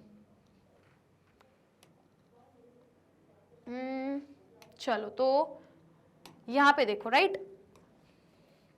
करते क्या है हम कि सबसे पहले हम बनाते हैं एक स्टेटमेंट ऑफ अफेयर्स, राइट? तो देखो इस तरीके से हमारा स्टेटमेंट ऑफ अफेयर्स बनता है, जिसमें हम लोगों को करना क्या रहता है, सबसे पहले हम इस तरीके से बनाते हैं just like a balance sheet only, है ना? पर फिर भी ये बैलेंस शीट नहीं है एक तरीके से, लेकिन कह सकते हो कि बैलेंस शीट के तरह ही है, राइट? तो एक काम करते हैं, इसको अपन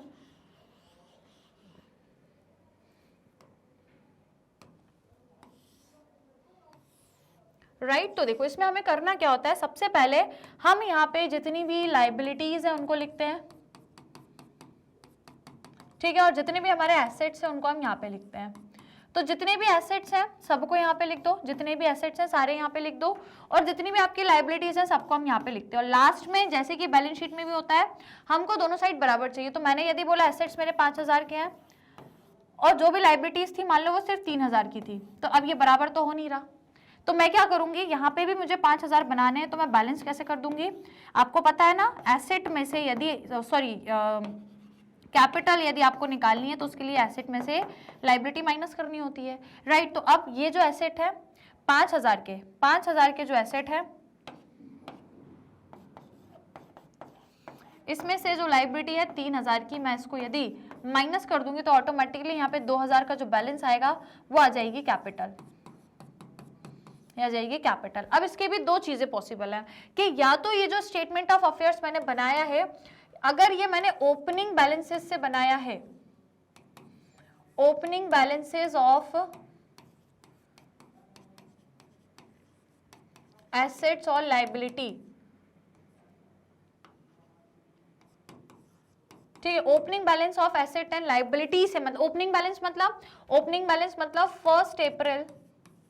1 अप्रैल सपोज करो 2024, 1 अप्रैल 2024 में जो भी एसेट्स और लाइबिलिटीज की वैल्यू थी उस पर्टिकुलर दिन पे, जब ईयर मेरा स्टार्ट हो रहा था, 1 अप्रैल ही लगा था, अकाउंटिंग ईयर जब शुरू हो रहा था, उस दिन मैंने देखा मेरे एसेट की जो वैल्यू है वो और मेरी लाइबिलिटी की वैल्यू वो बैलेंसिंग करा। ये जो किया मैंने बैलेंसिंग फिगर, ये बैलेंसिंग फिगर से जो कैपिटल निकाली है, ये जो मुझे मिली है ये 1 अप्रैल के बैलेंसेस से मिली है। तो ये क्या है, ओपनिंग बैलेंस है राइट। तो ये मेरी क्या कहलाएगी, ओपनिंग कैपिटल। ओपनिंग कैपिटल, या जैसे हम क्या बोलते हैं, capital in the beginning of year, capital in the beginning of year. अब इसके दूसरा साइड क्या हो सकता है, दूसरी कंडीशन ये भी पॉसिबल है स्टूडेंट्स कि यदि मैंने ये जो भी एसेट्स और लाइबिलिटीज की वैल्यू रखी है, यदि ये मेरे क्लोजिंग बैलेंसेज हैं, क्लोजिंग बैलेंस मतलब आपको पता है 31 मार्च 2025 सपोज करो, है ना, एक एग्जांपल ईयर में बता रही हूँ कि एक साल पूरा 1 अप्रैल 2024 से 31 मार्च 2025 तक का है। तो जो स्टार्टिंग के वैल्यूज पर जो एसेट्स और लायबिलिटीज लिखकर मैंने जो कैपिटल निकाली वो ओपनिंग कैपिटल निकलती है। और जब मैं क्लोजिंग वैल्यू से जो मतलब जो क्लोजिंग ईयर में जो मेरी एसेट्स और लायबिलिटीज की वैल्यू है उनको रखकर यदि मैं कैपिटल निकाल रही हूं तो वो मेरी क्या कहलाएगी, क्लोजिंग कैपिटल।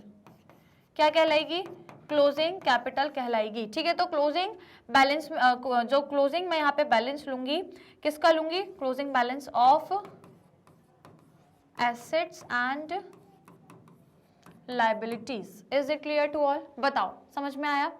ओके, तो आपको यहाँ पे दो चीजें, या तो आप ये 1 अप्रैल का बनाओगे तो आपको ओपनिंग कैपिटल मिल जाएगी, या फिर 31 मार्च में बनाओगे तो आपको क्लोजिंग कैपिटल मिल जाएगी। राइट, तो क्वेश्चन में आपको दी रहेगी या तो दोनों दी रहेगी तो बनाने की जरूरत नहीं है, लेकिन यदि नहीं दी तो ओपनिंग कैपिटल निकालना कैसे, opening balances of assets and liabilities से, इस तरीके से रख के। और यदि क्लोजिंग कैपिटल नहीं दी तो क्लोजिंग कैपिटल निकालना closing balance of assets and liabilities को रख करके, इस तरीके से। क्लियर, तो बस यही है आपका, इसी तरीके से बनेगा स्टेटमेंट ऑफ अफेयर, जैसे यहाँ लिखा है, जहां पर हम क्या करते हैं, एसेट्स एंड लायबिलिटीज को रिकॉर्ड करते हैं और उसके बाद हम क्या करते हैं, जो भी डिफरेंस आता है उससे हम कैपिटल के वैल्यू को निकालते हैं। सिंगल एंट्री सिस्टम में देखिए, it is necessary to prepare statement of affair at the end of the year. ठीक है, तो यहाँ पर हम स्टेटमेंट ऑफ अफेयर बनाते हैं, साल के अंत में प्रिपेयर करते हैं, and also in the beginning. ठीक है, तो एंड में बनाएंगे तो क्लोजिंग कैपिटल मिलेगी, और बिगिनिंग में बनाओगे 1 अप्रैल को तो आपको क्या मिलेगी, आपकी ओपनिंग कैपिटल। ठीक है, if not already prepare to determine profit, right, it is not already prepare to determine profit, मतलब यदि क्वेश्चन में नहीं दी तो आप निकालना, डिटरमाइन करना, और फिर ही जाकर आप प्रॉफिट को निकालोगे, काय में, statement of profit and loss बना करके। राइट, अब अपन आगे और देखते हैं फटाफट से। देखो, अब स्टेटमेंट ऑफ अफेयर जैसे कि एक बैलेंस शीट ही है, बैलेंस शीट ही। अब देखो, आप बोलोगे मैम क्योंकि बैलेंस शीट में ही तो हम एसेट लिखते हैं, लायबिलिटी और कैपिटल लिखते हैं, it is just looking like a balance sheet only, but still it is not a balance sheet. ठीक है, फिर भी ये कोई बैलेंस शीट नहीं है, हैज 2 साइड, क्योंकि इसके भी 2 साइड है भाई। हम एक साइड पे यहाँ पे एसेट लिखते हैं और एक साइड यहाँ पर अपनी लायबिलिटी लिखते हैं, और जो डिफरेंस आता है कैपिटल, तो कैपिटल मतलब आपको पता है total assets minus liability. Clear, अब आगे देखो, आगे लिखा है यदि आपको प्रॉफिट कैलकुलेट करना है, भाई देखो सिंगल एंट्री सिस्टम से हम प्रॉफिट निकालना चाहेंगे ना, क्योंकि हमें प्रॉफिट एंड लॉस अकाउंट तो बना नहीं रहे, तो हम निकाल लें आराम से उसमें। तो अगर प्रॉफिट एंड लॉस नहीं बन रहा है तो कैसे प्रॉफिट निकालोगे, सबसे पहले क्या करो, बिगिनिंग में जो कैपिटल है वो निकाल लो अपने स्टेटमेंट ऑफ अफेयर से, जो मैंने बताया। ठीक है, और फिर क्या करोगे आप, बिगिनिंग के ईयर के सारे बैलेंसेस लेकर, उसके बाद यदि कैपिटल जो है आपकी एंड में वो ज्यादा है as compare to your capital in the beginning, मतलब मैंने बोला यदि ये जो मेरी क्लोजिंग कैपिटल है यदि ये ज्यादा है और ये यदि कम है, ठीक है, यदि क्लोजिंग कैपिटल ज्यादा निकल जाती है, ओपनिंग कैपिटल कम रहती है, तो वो क्या है, प्रॉफिट है, ये क्या है, प्रॉफिट है ना। या फिर इसका अपोजिट ऐसे देखो कि यदि क्लोजिंग कैपिटल ज्यादा है तो प्रॉफिट, और यदि ओपनिंग कैपिटल ज्यादा है तो लॉस, बस ऐसे ध्यान रखना। क्लियर, समझ में आया। अब आगे आते हैं अपन, आगे हमारे पास क्या है, if on the other hand the capital in the beginning was more than it is a loss. ठीक है, ये मैंने अभी आपको बताया। राइट, तो देखो जाहिर सी बात है यार, आप भी दिमाग लगाओ कि यदि मैंने बिजनेस चालू करा था जब मेरी कैपिटल कुछ थी, अब जैसे कि चलो हम एग्जांपल लेते हैं कि जब हमने बिजनेस का देखा ओपनिंग ईयर में, तो मैंने बोला भाई 10,000 थी, और यदि एंड तक मैं आके देख रही हूँ तो 20,000 है, तो मैं बोलूंगी ना साल भर में मेरी ग्रोथ हुई कि नहीं हुई। भाई 10,000 की कैपिटल से मैं 20,000 की कैपिटल पे आ गई, तो साल भर में मैंने 10,000 की ग्रोथ करी। और यदि इसका अपोजिट हो जाए मतलब यदि मैं बोलूँ मैंने स्टार्ट तो किया था 20,000 से, मैं आ गई 10,000 पे, तो मैं बोलूंगी ना मुझे घाटा हो गया। क्यों घाटा हो गया, ओपनिंग कैपिटल ज्यादा थी, क्लोजिंग कम है, तो वो लॉस है। राइट, तो याद रखना कि शुरू में अगर ज्यादा है अभी लेकिन कम है तो ये लॉस है, लेकिन अभी ज्यादा है शुरू में कम थी तो वो प्रॉफिट है। राइट, तो प्रॉफिट कब होगा भाई, जब क्लोजिंग कैपिटल ज्यादा रहेगी और यदि ओपनिंग कैपिटल ज्यादा रहेगी तो ये आपका लॉस है। Is it clear? अब हम आगे बढ़ते हैं, राइट। तो आइए नेक्स्ट हम यहाँ पर आएंगे, क्या लिखा है आप देखो, कुछ इंपॉर्टेंट चीजें हैं। हाउएवर टू एडजस्टमेंट, दो एडजस्टमेंट होते हैं सिंपल से, यदि आपने साल में कोई कैपिटल नहीं लाए हो, एडिशनल कैपिटल यदि लेकर आए हो तो क्या करना, क्लोजिंग कैपिटल में देखो मैं आपको बता देती हूँ एक फॉर्मूला, अभी आएगा वैसे लेकिन फिर भी देख लो आपको करना क्या है, या फिर मैं आपको यहीं पे बताऊं, चलो यहीं पे बताती हूँ कि सपोज करो आपको निकालना है प्रॉफिट, आपका उद्देश्य, या फिर चलो वहां बताती हूँ, यहाँ बनेगा नहीं फॉर्मूला, यहां पर मैं आपको बताती हूँ कि देखो आपको निकालना है प्रॉफिट, है ना। आपको यदि प्रॉफिट निकालना है तो आप क्या करो, क्लोजिंग कैपिटल ले लो, रुको, आप क्या करोगे, क्लोजिंग कैपिटल ले लोगे, ठीक है, जिसमें आपको सबसे पहले ऐड क्या करना होता है, ड्राइंग, ठीक है, अभी मैं बताऊंगी ये आपको, 2 मिनट रुकना बस, ठीक है। तो ड्राइंग, देन आप माइनस क्या करते हो, यदि साल में आपने कोई नई कैपिटल लेकर आए हो, कोई एडिशनल कैपिटल है या जिसको आप बोलते हो न्यू कैपिटल इंट्रोड्यूस, तो वो कैपिटल को माइनस करते हैं, देन उसमें हम ओपनिंग कैपिटल को भी माइनस कर देंगे, तो आपके पास आराम से प्रॉफिट निकल कर आ जाएगा, राइट। तो देखो क्लोजिंग कैपिटल में ड्राइंग और एडिशनल कैपिटल ये क्या है, ये दोनों चीजें ये हैं। तो यदि एडिशनल कैपिटल मतलब प्रोप्राइटर ने यदि साल में कोई और भी कैपिटल लेकर आया है, कोई नई कैपिटल उसने इंट्रोड्यूस करी है, तो इसको हम क्या करते हैं, माइनस कर देते हैं जो अपनी क्लोजिंग कैपिटल है उसमें से, क्लोजिंग कैपिटल में से इसको हम माइनस करते हैं, क्यों, क्योंकि ये इंक्रीज करती है आपके क्योंकि कोई इससे प्रॉफिट इंक्रीज नहीं होता है, बस ये तो एक कैपिटल ही इंक्रीज करती है। देखो ओनर ने मुझे यदि साल में, हमारी जो कंपनी है उसमें ओनर ने यदि मान लो 50,000 कैपिटल लेकर आए, तो इससे हमें लगा जरूर कि हाँ कंपनी में 50,000 आया, पर क्या ये कमाया है कंपनी ने, this is not a profit ना, ये तो ओनर ने पैसा लगाया है, तो ओनर ने जो पैसा लगाया है वो कोई प्रॉफिट नहीं है। हाँ लेकिन यदि ये प्रॉफिट कमाया होता बिजनेस ने तो ठीक है, तो फिर नहीं करते, लेकिन ये कोई प्रॉफिट तो है नहीं, हम ये तो बोलेंगे नहीं वाह बिजनेस ने 50,000 कमाया है, कोई कमाया नहीं, ये तो ओनर ने लगाया है पैसा, it is a capital, right, it is not a profit. तो इसको क्या करना है, यदि आपने और कैपिटल लेकर आए हो तो माइनस कर देना, उसको हम माइनस कर देंगे। और यदि आपके ओनर ने ड्रॉइंग करी है, चाहे वो कैश की हो चाहे गुड्स की हो, दोनों गुड्स ड्रॉइंग हो सकती है, और दोनों को क्या करना है, आपको ऐड करना है, ठीक है। तो जो भी ड्रॉइंग करी है उसको क्या करना है एट द एंड में, तो drawing has been made the capital at the end of the year would be higher, ठीक है। तो यदि आप इसको नहीं करोगे तो आपकी जो वैल्यू आएगी वो ज्यादा आएगी, तो उसको सही करने के लिए हम क्या करेंगे, जो भी ड्रॉइंग हो रही है उसको ऐड करो, एडिशनल कैपिटल तो माइनस करो, और फिर लास्ट में ओपनिंग कैपिटल को माइनस कर दो, फाइनली आपको profit, net profit during the year, या हो सकता है नेट लॉस भी आए, तो नेट प्रॉफिट या net loss during the year आपको पता लग जाएगा। समझ में आ गया, सिंपल सी बात है। आगे बढ़ते हैं अब हम, यही है आपका स्टेटमेंट ऑफ अफेयर्स। अब इसका वही फॉर्मूला लिखा हुआ है कि यदि आपको निकालना है तो क्या करना है, प्रॉफिट यदि निकालना है तो भैया कैपिटल एट द एंड, मतलब closing capital plus drawing plus additional capital, sorry minus additional capital, और माइनस क्या करोगे आप, अपनी ओपनिंग कैपिटल। क्लियर, सिंपल बात है, राइट। चलिए अब हम आगे बढ़ते हैं, अब ये इस तरीके से हम बनाते हैं अपना स्टेटमेंट ऑफ प्रॉफिट और लॉस। यहां पर हम प्रॉफिट और लॉस बताते हैं, यदि आप सिंगल एंट्री सिस्टम से बुक कीपिंग कर रहे हो तो ये स्टेटमेंट बनाओगे और आप फिर उसमें प्रॉफिट निकालोगे। तो सबसे पहले क्या करना है, क्लोजिंग कैपिटल लेनी है भाई साहब, क्लोजिंग कैपिटल लेनी है, उसके बाद उसमें ऐड करना है, यदि कोई ड्राइंग है तो ऐड कर दो, देन आप उसमें जो एडिशनल कैपिटल है उसको माइनस कर दोगे, तो फाइनली आपको जो बैलेंस यहाँ पे मिल जाएगा वो आपकी एडजस्टेड कैपिटल रहेगी। क्या मिल जाएगा, एडजस्टेड कैपिटल आपको यहाँ, एक मिनट नीचे मिलेगी, एडजस्टेड कैपिटल आपको मिल जाएगी यहाँ पर, ठीक है। तो यहाँ पर एडजस्टेड कैपिटल मिल जाएगी, जिसमें आप माइनस क्या करोगे, कैपिटल इन द बिगिनिंग, तो जो शुरू में कैपिटल थी दैट इज ओपनिंग कैपिटल, उसको माइनस करोगे, फाइनली प्रॉफिट या लॉस ड्यूरिंग द ईयर आपको पता लग जाएगा। अभी हम क्वेश्चन भी करेंगे, मैं आपको ये पूरा फिर से रिवाइज कराऊंगी कैसे इसको क्वेश्चन में बनाया जाता है, और इनफैक्ट मैं ये भी बताऊंगी कि कैसे स्टेटमेंट ऑफ अफेयर्स आप बनाओगे, राइट। तो अभी आप वेट करो, बस हम थोड़े टाइम और एक टॉपिक और बचा है हमारा, उसको कंप्लीट कर लें और उसके बाद फिर हम क्वेश्चन करेंगे, राइट। तो वहां पे मैं आपको दोबारा से बताऊंगी कि कैसे आप प्रॉफिट लॉस कैलकुलेट करोगे, कैसे आप स्टेटमेंट ऑफ अफेयर्स बना के कैपिटल कैलकुलेट करोगे, राइट। तो ये समझ में आ गया। अब यदि आ गया तो लाइक शेयर और करो, फिर मैं आपको एक चीज और बताने वाली हूँ, फटाफट लाइक शेयर कर दो भाई साहब, जल्दी से लाइक एंड शेयर करना है, कर दिया। अब देखो एक चीज और सुनो, अभी फिलहाल क्वेश्चन में हमसे पूछा क्या था, मतलब हमें निकालना क्या था, प्रॉफिट। अब कई क्वेश्चन ऐसे भी आते हैं कि जिसमें प्रॉफिट दिया रहता है और आपको जो क्लोजिंग कैपिटल है या कैपिटल एट द एंड वो आपको कैलकुलेट करना होता है। अभी तक क्या हो रहा था, क्वेश्चन में सब दिया था, प्रॉफिट निकालना था।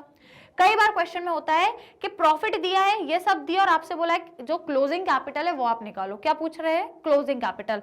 तो उस टाइम आपको करना क्या है, अब आपको रिवर्स गाड़ी चलानी है ना। रिवर्स गाड़ी कैसे चलानी है, क्योंकि अब आपसे पूछा क्या है, आपसे पूछा है क्लोजिंग कैपिटल, तो जो पूछा है उसको यहां लिख लो, जो पूछा है उसको यहां लिख लो। तो पूछा क्या है, क्लोजिंग कैपिटल, नीचे लिखती हूं, यहाँ पे पूछा क्या है, क्लोजिंग कैपिटल। तो अब यदि ये पूछा है तो अब आपको गाड़ी जो है वो रिवर्स चलानी है। गाड़ी रिवर्स चलानी है, इसका मतलब क्या है, प्रॉफिट दिया है और क्वेश्चन में ना ये ढूंढना है, प्रॉफिट दिया है तो प्रॉफिट इधर लिख लो भैया, जो नहीं दिया उसको इधर ले आओ, जो दिया इधर ले आओ। तो अब आप यहाँ पे ले आओगे प्रॉफिट, और अब क्या करो, गाड़ी रिवर्स चलाओ। रिवर्स मतलब अब इसमें पहले हम क्या कर रहे थे, ड्राइंग ऐड कर रहे थे, अब क्या कर दो, ड्राइंग को माइनस कर दो। क्या करो, ड्राइंग को माइनस कर दो। फिर एडिशनल कैपिटल को पहले माइनस कर रहे थे, अब रिवर्स कर दो, मतलब ऐड कर दो। ठीक है, अब क्या कर दो, ये जो एडिशनल कैपिटल है इसको ऐड कर दो। देन ओपनिंग कैपिटल को पहले माइनस कर रहे थे, अब क्या कर दो, रिवर्स कर दो, मतलब इसको ऐड कर दो। ठीक है भाई साहब, बस इतना करना है। ठीक है, तो अब बस बहुत इजी है, प्रॉफिट ढूंढना है तो बस वही काम करना है, और यदि क्लोजिंग कैपिटल ढूंढना है तो काम वही है, बस चीजें थोड़ी रिवर्स हो जाएंगी, एक तो इन दोनों की जगह बदल जाएगी और साइन चेंज हो जाएंगे। जो चीज ऐड हो रही थी माइनस हो गई, और जो पहले माइनस हो रहे थे वो अब ऐड हो जाएंगे। सिंपल है, बढ़िया, राइट। चलिए, तो ये हो गया, समझ में आया। अभी हम क्वेश्चन भी करेंगे, राइट। तो अब आगे हमारे पास क्या है, आगे कुछ बचा है क्या, बिल्कुल। अब कुछ आपको छोटी छोटी सी यहाँ पे 4 लाइन में, अभी मैंने जो भी समझाया ना आपको एग्जाम्पल से, वो यहाँ पे 4 लाइनों में आपको दिया हुआ है। तो देखो क्या है, सबसे पहले आपको क्या करना है, जब भी आप क्वेश्चन करेंगे statement of profit and loss बनाओगे, नेट प्रॉफिट या नेट लॉस निकालने के लिए, तो करना क्या है, सबसे पहले तो आपको स्टेटमेंट ऑफ अफेयर बनाना है बिगिनिंग में। ठीक है, बिगिनिंग में मतलब 1 अप्रैल की वैल्यूज लेनी है एसेट्स और लायबिलिटीज की, उससे आपको स्टेटमेंट ऑफ अफेयर बनाना है और आपको ओपनिंग कैपिटल निकालनी है, पहला काम। दूसरा काम, आपको फिर से एक और स्टेटमेंट ऑफ अफेयर बनाना है, 2 बनाना है। यदि क्वेश्चन में ओपनिंग और क्लोजिंग कैपिटल दोनों नहीं दी तो 2 बनाओ, और यदि एक दी एक नहीं दी तो एक ही बनाएंगे। ठीक है, तो अब यदि दोनों नहीं दी तो फिर दूसरा स्टेटमेंट ऑफ अफेयर बनाओ, और उसमें क्या करोगे आप, एंड ऑफ द ईयर की जो एसेट्स और लायबिलिटीज की वैल्यू है उनको पुट करोगे, और फिर उससे आप क्लोजिंग कैपिटल को कैलकुलेट करोगे। देन नंबर 3 क्या करोगे, adjust the capital at the and by adding drawing. फिर जो भी आपकी क्लोजिंग कैपिटल है, ये वाली क्लोजिंग कैपिटल है, उसमें अब आप पूरे एडजस्टमेंट्स करोगे। कैसे एडजस्टमेंट्स करना है, सिंपल है, आपको ऐड क्या करना है, ड्राइंग को, और माइनस क्या करना है, एडिशनल कैपिटल। इससे आपको क्या मिल जाएगी, एडजस्टेड कैपिटल, एडजस्टेड कैपिटल मिल जाएगी। अब इस एडजस्टेड कैपिटल में से आपको माइनस क्या करना है, ओपनिंग कैपिटल या कैपिटल इन द बिगिनिंग, ये आपको माइनस कर देना है। आराम से आपको पता क्या लग जाएगा, प्रॉफिट या net loss during the year. Simple है, इजी है, राइट। बस ये 4 स्टेप्स हैं जो मैंने आपको एग्जाम्पल से भी बता दिए, फॉर्मेट भी थोड़ा थोड़ा बता दिया, तो अब आपको रिवाइज हो गया होगा। तो हो गया भाई रिवाइज, कोई दिक्कत कोई समस्या, यदि समझ आ गया है तो लाइक एंड शेयर करो। फिर आगे बढ़ते हैं, जल्दी से लाइक शेयर करो सेशन को, क्वेश्चन भी करना है। ठीक है, अभी प्रैक्टिकल क्वेश्चन भी रिवाइज करेंगे, लेकिन उससे पहले लाइक शेयर कर दिया, राइट। तो आइए अब हम क्या करने वाले हैं, दोनों में एक बार डिफरेंस देख लें, स्टेटमेंट ऑफ अफेयर और बैलेंस शीट में, क्योंकि मोस्ट स्टूडेंट्स को यही कॉमन डाउट रहता है कि दोनों एक जैसे ही तो हैं, पर स्टिल डिफरेंस है। ठीक है, तो मैं आपको वही डिफरेंस बताती हूँ। सबसे पहले हम ऑब्जेक्टिव देखें, उद्देश्य यदि देखें, तो भाई साहब जो बैलेंस शीट रहती है ना, वो हम फाइनेंशियल पोजीशन को ढूंढने के लिए या फाइनेंशियल पोजीशन को पता करने के लिए बैलेंस शीट बनाते हैं। तो बैलेंस शीट बनाने का ऑब्जेक्टिव क्या है, फाइनेंशियल पोजीशन किसी भी बिजनेस की पता करना। यदि आपको किसी भी बिजनेस की फाइनेंशियल पोजीशन पता करनी है तो बैलेंस शीट बनाओगे, और यदि किसी बिजनेस की कैपिटल पता करनी है तो स्टेटमेंट ऑफ अफेयर बनाओगे। ठीक है, क्योंकि स्टेटमेंट ऑफ अफेयर में हम क्या क्या फाइंड करते हैं, कैपिटल एक पर्टिकुलर पॉइंट ऑफ टाइम में, एक पर्टिकुलर पॉइंट ऑफ टाइम में, मतलब आप चाहो तो 1 अप्रैल को मतलब स्टार्टिंग की बिगिनिंग की कैपिटल पता कर सकते हो, या eight the end of the year आप क्लोजिंग कैपिटल पता कर सकते हो, राइट। तो दोनों का ऑब्जेक्टिव अलग है, ये फाइनेंशियल पोजीशन को ढूंढने के लिए बनाते हैं और ये कैपिटल को कैलकुलेट करने के लिए। अब देखो मैंने यहाँ पे आपको बताया भी था कि स्टेटमेंट ऑफ अफेयर्स जो हम यहाँ पे बनाया है हम लोगों ने, ये यहाँ पे जो स्टेटमेंट ऑफ अफेयर बना है इसमें हमने क्या किया है, एसेट्स लायबिलिटी लिख के जो बैलेंस आया है इस बैलेंस को हमने क्या बोला, कैपिटल। तो यही ढूंढने के लिए तो बनाते हैं, एक ही इसका ऑब्जेक्टिव है। देन अकाउंटिंग सिस्टम यदि देखें तो बैलेंस शीट को हम प्रिपेयर करते हैं when accounts are maintain under double entry system. तो यदि आपने डबल एंट्री सिस्टम पर बेस्ड अकाउंट्स बनाए हैं तभी बैलेंस शीट बनती है। ठीक है, अदरवाइज नहीं बनेगी। और यहाँ यदि देखें तो स्टेटमेंट ऑफ अफेयर्स कब बनाते हो, जब आप अपने अकाउंट्स को सिंगल एंट्री सिस्टम से मेंटेन कर रहे हो तो स्टेटमेंट ऑफ अफेयर बनाओगे। क्लियर। उसके बाद नंबर थर्ड है accounts and accounts and information. So this is prepare exclusively on the basis of ledger account. ठीक है, तो हम पहले लेजर अकाउंट बनाते हैं, लेजर अकाउंट से सारी बैलेंसेस जो होते हैं वो हम लेकर आते हैं अपनी बैलेंस शीट में। तो लेजर अकाउंट के बेसिस पे अपनी बैलेंस शीट बनती है, लेजर अकाउंट के बैलेंसेस ही हम यहाँ पर उठा के लेकर आते हैं। लेकिन यदि हम स्टेटमेंट ऑफ अफेयर्स की बात करें, so in view of incomplete accounts its preparation is based on limited accounts, calculation, estimates and other information। तो यहाँ पे कोई लेजर अकाउंट तो है नहीं, है तो लेकिन वो लिमिटेड है, कंप्लीट इन्फॉर्मेशन, कंप्लीट अकाउंट्स नहीं है आपके पास, इनकम्प्लीट अकाउंट्स, इनकम्प्लीट रिकॉर्ड, अंदाजे से, इंस्टीमेशन से, इंस्टीमेटेड वैल्यू से आप स्टेटमेंट ऑफ अफेयर बनाते हो। आप कहते जरूर हो कि मैम हम स्टेटमेंट ऑफ अफेयर्स में एसेट्स और लायबिलिटीज लिखते हैं, पर ये एग्जैक्ट या एक्यूरेट वैल्यूज पर नहीं होते हैं। स्टिल ये जो वैल्यूज हैं ये आपकी रॉन्ग वैल्यू, मतलब रॉन्ग इन द सेंस कि इनमें डिफरेंसेस हो सकते हैं। जरूरी नहीं कि जो वैल्यूज लिखी है यहाँ पे ये ट्रू एंड फेयर हो या सही वैल्यू हो, ये क्योंकि होती है एस्टीमेट के बेसिस पे, सही कैलकुलेशंस नहीं रहते, इनकम्प्लीट इन्फॉर्मेशन रहती है, दैट इज व्हाई ये एग्जैक्ट इन्फॉर्मेशन या सही वैल्यूज पर नहीं बनता है। Right, clear, okay. चलो फिर आगे देखें आप, इसके आगे क्या है और डिफरेंसेस। Number 4 reliability. भाई भरोसा किस पे कर सकते हो, तो ये तो मुझे आप ही बता दो, भरोसेमंद ज्यादा कौन है, जाहिर सी बात है यही होगी ना। तो बैलेंस शीट क्योंकि एक्चुअल फिगर, मतलब जो एसेट्स और लायबिलिटीज जिस वैल्यू पर लिखे जाते हैं ना बैलेंस शीट में, वो आपके एक्चुअल फिगर होते हैं, एक्यूरेट फिगर पे लिखे जाते हैं। ठीक है, वो गड़बड़ नहीं होते, दैट इज वाई ये ज्यादा भरोसेमंद है। पर यदि भाई साहब इनकी बात करें हम, तो ये जो है ये पूरी जो इन्फॉर्मेशन होती है, जो भी जैसे मैंने बताया स्टेटमेंट ऑफ अफेयर में जो एसेट और लायबिलिटी लिख रहे हैं ना, वो कोई एक्चुअल फिगर नहीं होते हैं, आगे पीछे हो सकते हैं वो फिगर। क्यों होते हैं, क्योंकि वो एक मेमोरी, वंस मेमोरी पर बेस्ड है। जैसे कि मैं ओनर हूँ और सिंगल एंट्री सिस्टम बना रही हूँ, मुझे मेरे एसेट अगर लिखने हैं, मुझे आइडिया ही नहीं है क्योंकि मैंने एसेट अकाउंट ही नहीं बनाया, तो मैं अंदाजे से बता दूंगी कि हाँ शायद इतने के एसेट होंगे। तो ये मेमोरी पर बेस्ड है, और मेमोरी जरूरी नहीं है आपकी हमेशा सही आपको जानकारी दे। ठीक है, आपकी जानकारी मेमोरी के बेस्ड पर होगी तो वो गलत भी हो सकती है। ठीक है, तो इसको आप ज्यादा भरोसेमंद नहीं मान सकते, इनकम्प्लीट है, सारी चीजें यहाँ पे अनसाइंटिफिक होती हैं। अब यदि हम यहाँ ट्रायल बैलेंस देखें, तो ट्रायल बैलेंस को हम यहाँ पे तो प्रिपेयर करते हैं, और कब करते हैं, बैलेंस शीट के पहले हम ट्रायल बैलेंस प्रिपेयर करते हैं। राइट, तो यदि ट्रायल बैलेंस देखें तो बैलेंस शीट के पहले ट्रायल बैलेंस बनता है, फिर उसके बाद फाइनल अकाउंट्स में आपकी बैलेंस शीट आखिरी में बनती है। और यदि यहाँ देखें भाई, तो स्टेटमेंट ऑफ अफेयर्स यदि बना रहे हो तो कोई ट्रायल बैलेंस आपका नहीं बनता। राइट, कोई ट्रायल बैलेंस नहीं बनता।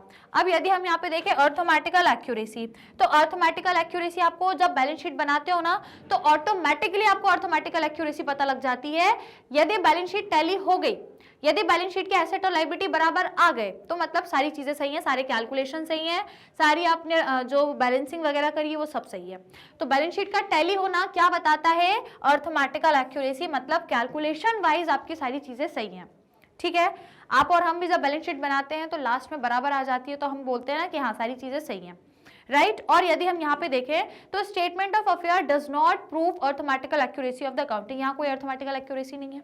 क्यों नहीं है, क्योंकि यहाँ पे जो बैलेंसेस आ रहे हैं अपने आप में बराबर नहीं आते। जैसे बैलेंस शीट में तो अपने आप दोनों बराबर आने चाहिए, दोनों टैली होना चाहिए, और यदि होते हैं तभी हम कहते हैं कि सारी चीजें अर्थमेटिकली सही हैं, सारे कैलकुलेशन सही है, सारी टोटलिंग सही है, तभी कहते हैं। और यदि दोनों बराबर नहीं आते बैलेंस शीट में, तो हम क्या बोलते हैं कि यार कुछ गड़बड़ है या फिर कुछ गलत है।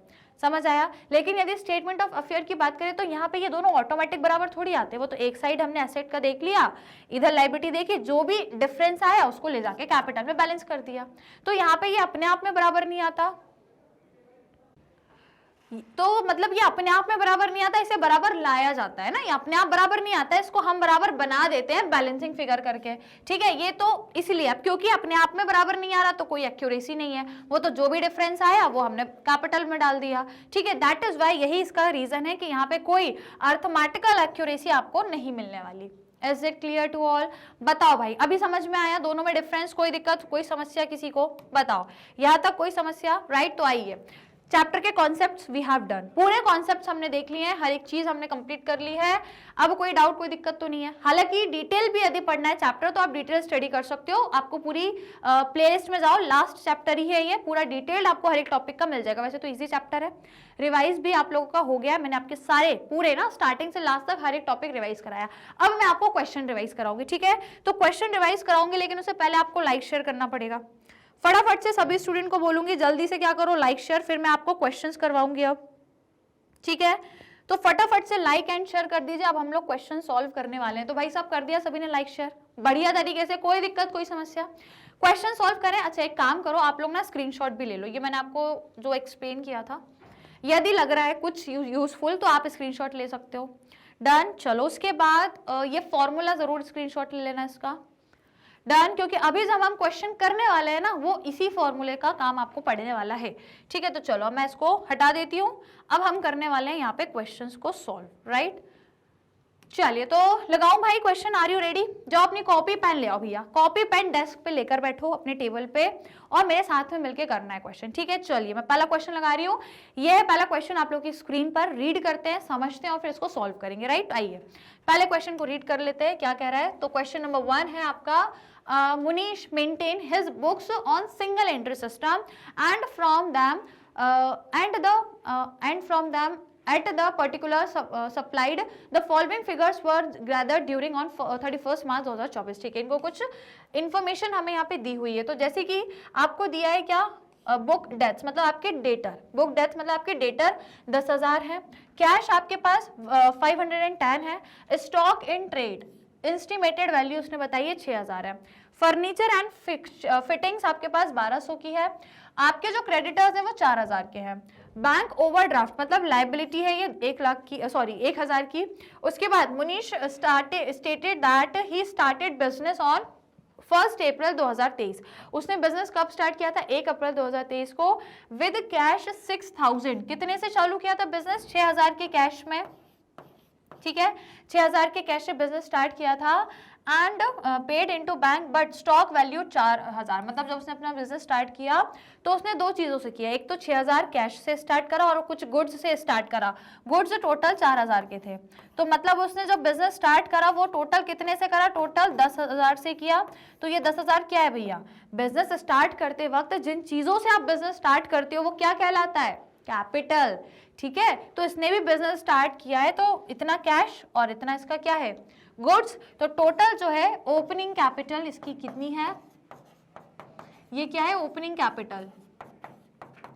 ओपनिंग कैपिटल क्यों बोल रहे हैं? क्योंकि 1 अप्रैल की है ना, इसने बिजनेस जो स्टार्ट करा, बिगेन करा, वो इतने ही कैपिटल से किया, राइट? तो ये इसकी ओपनिंग कैपिटल हो गई टोटल 4,000। अब देखो क्या कह रहा है, during the year he estimated his drawing to be 2400, तो पूरे साल में इसकी 2400 ड्रॉइंग है। Now you are required to prepare the statement, अब आपको स्टेटमेंट बनाना है, इसका प्रॉफिट दिखाना है, इसका कितना है। After writing of 10% for depreciation, अब देखो 10% डेप्रिसिएशन लगाना है फर्नीचर एंड फिटिंग्स पर। क्लियर है? सिंपल क्वेश्चन है। तो अब क्वेश्चन में आपको इंफॉर्मेशन गिवन है और आपको ओपनिंग कैपिटल दी है, पर आपको 31 मार्च 2024 के कुछ बैलेंसेस दिए हैं एसेट्स और लाइबिलिटीज के। देखो ओपनिंग कैपिटल तो दी है, वो नहीं निकालना, स्टेटमेंट ऑफ अफेयर से वो नहीं निकालनी, लेकिन ये जो 31 मार्च मतलब क्लोजिंग कैपिटल आपको नहीं दी, लेकिन क्लोजिंग डेट पर आपको कुछ एसेट्स और लाइबिलिटीज की वैल्यू दी है। अब आप इनको क्वेश्चन में पुट करोगे, काय में? स्टेटमेंट ऑफ अफेयर्स में, और अब आप क्या निकालोगे? क्लोजिंग कैपिटल को निकालोगे, राइट? तो हम बनाएं इसके स्टेटमेंट, सॉल्व करें इसको, राइट? तो आइए यहाँ पर हम इसको सॉल्व करते हैं स्टूडेंट्स। तो सबसे पहले तो हम इसका फॉर्मेट ही बनाएंगे, राइट? तो चलो यहाँ पे बनाएंगे सबसे पहले इसका format.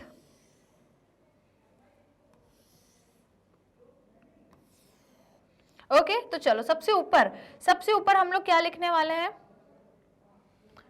Statement of affair.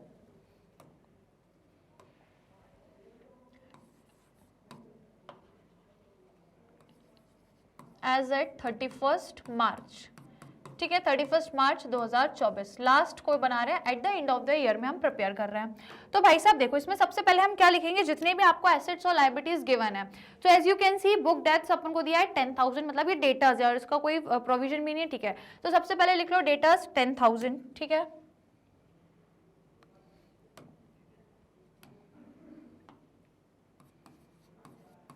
Book deaths 10,000।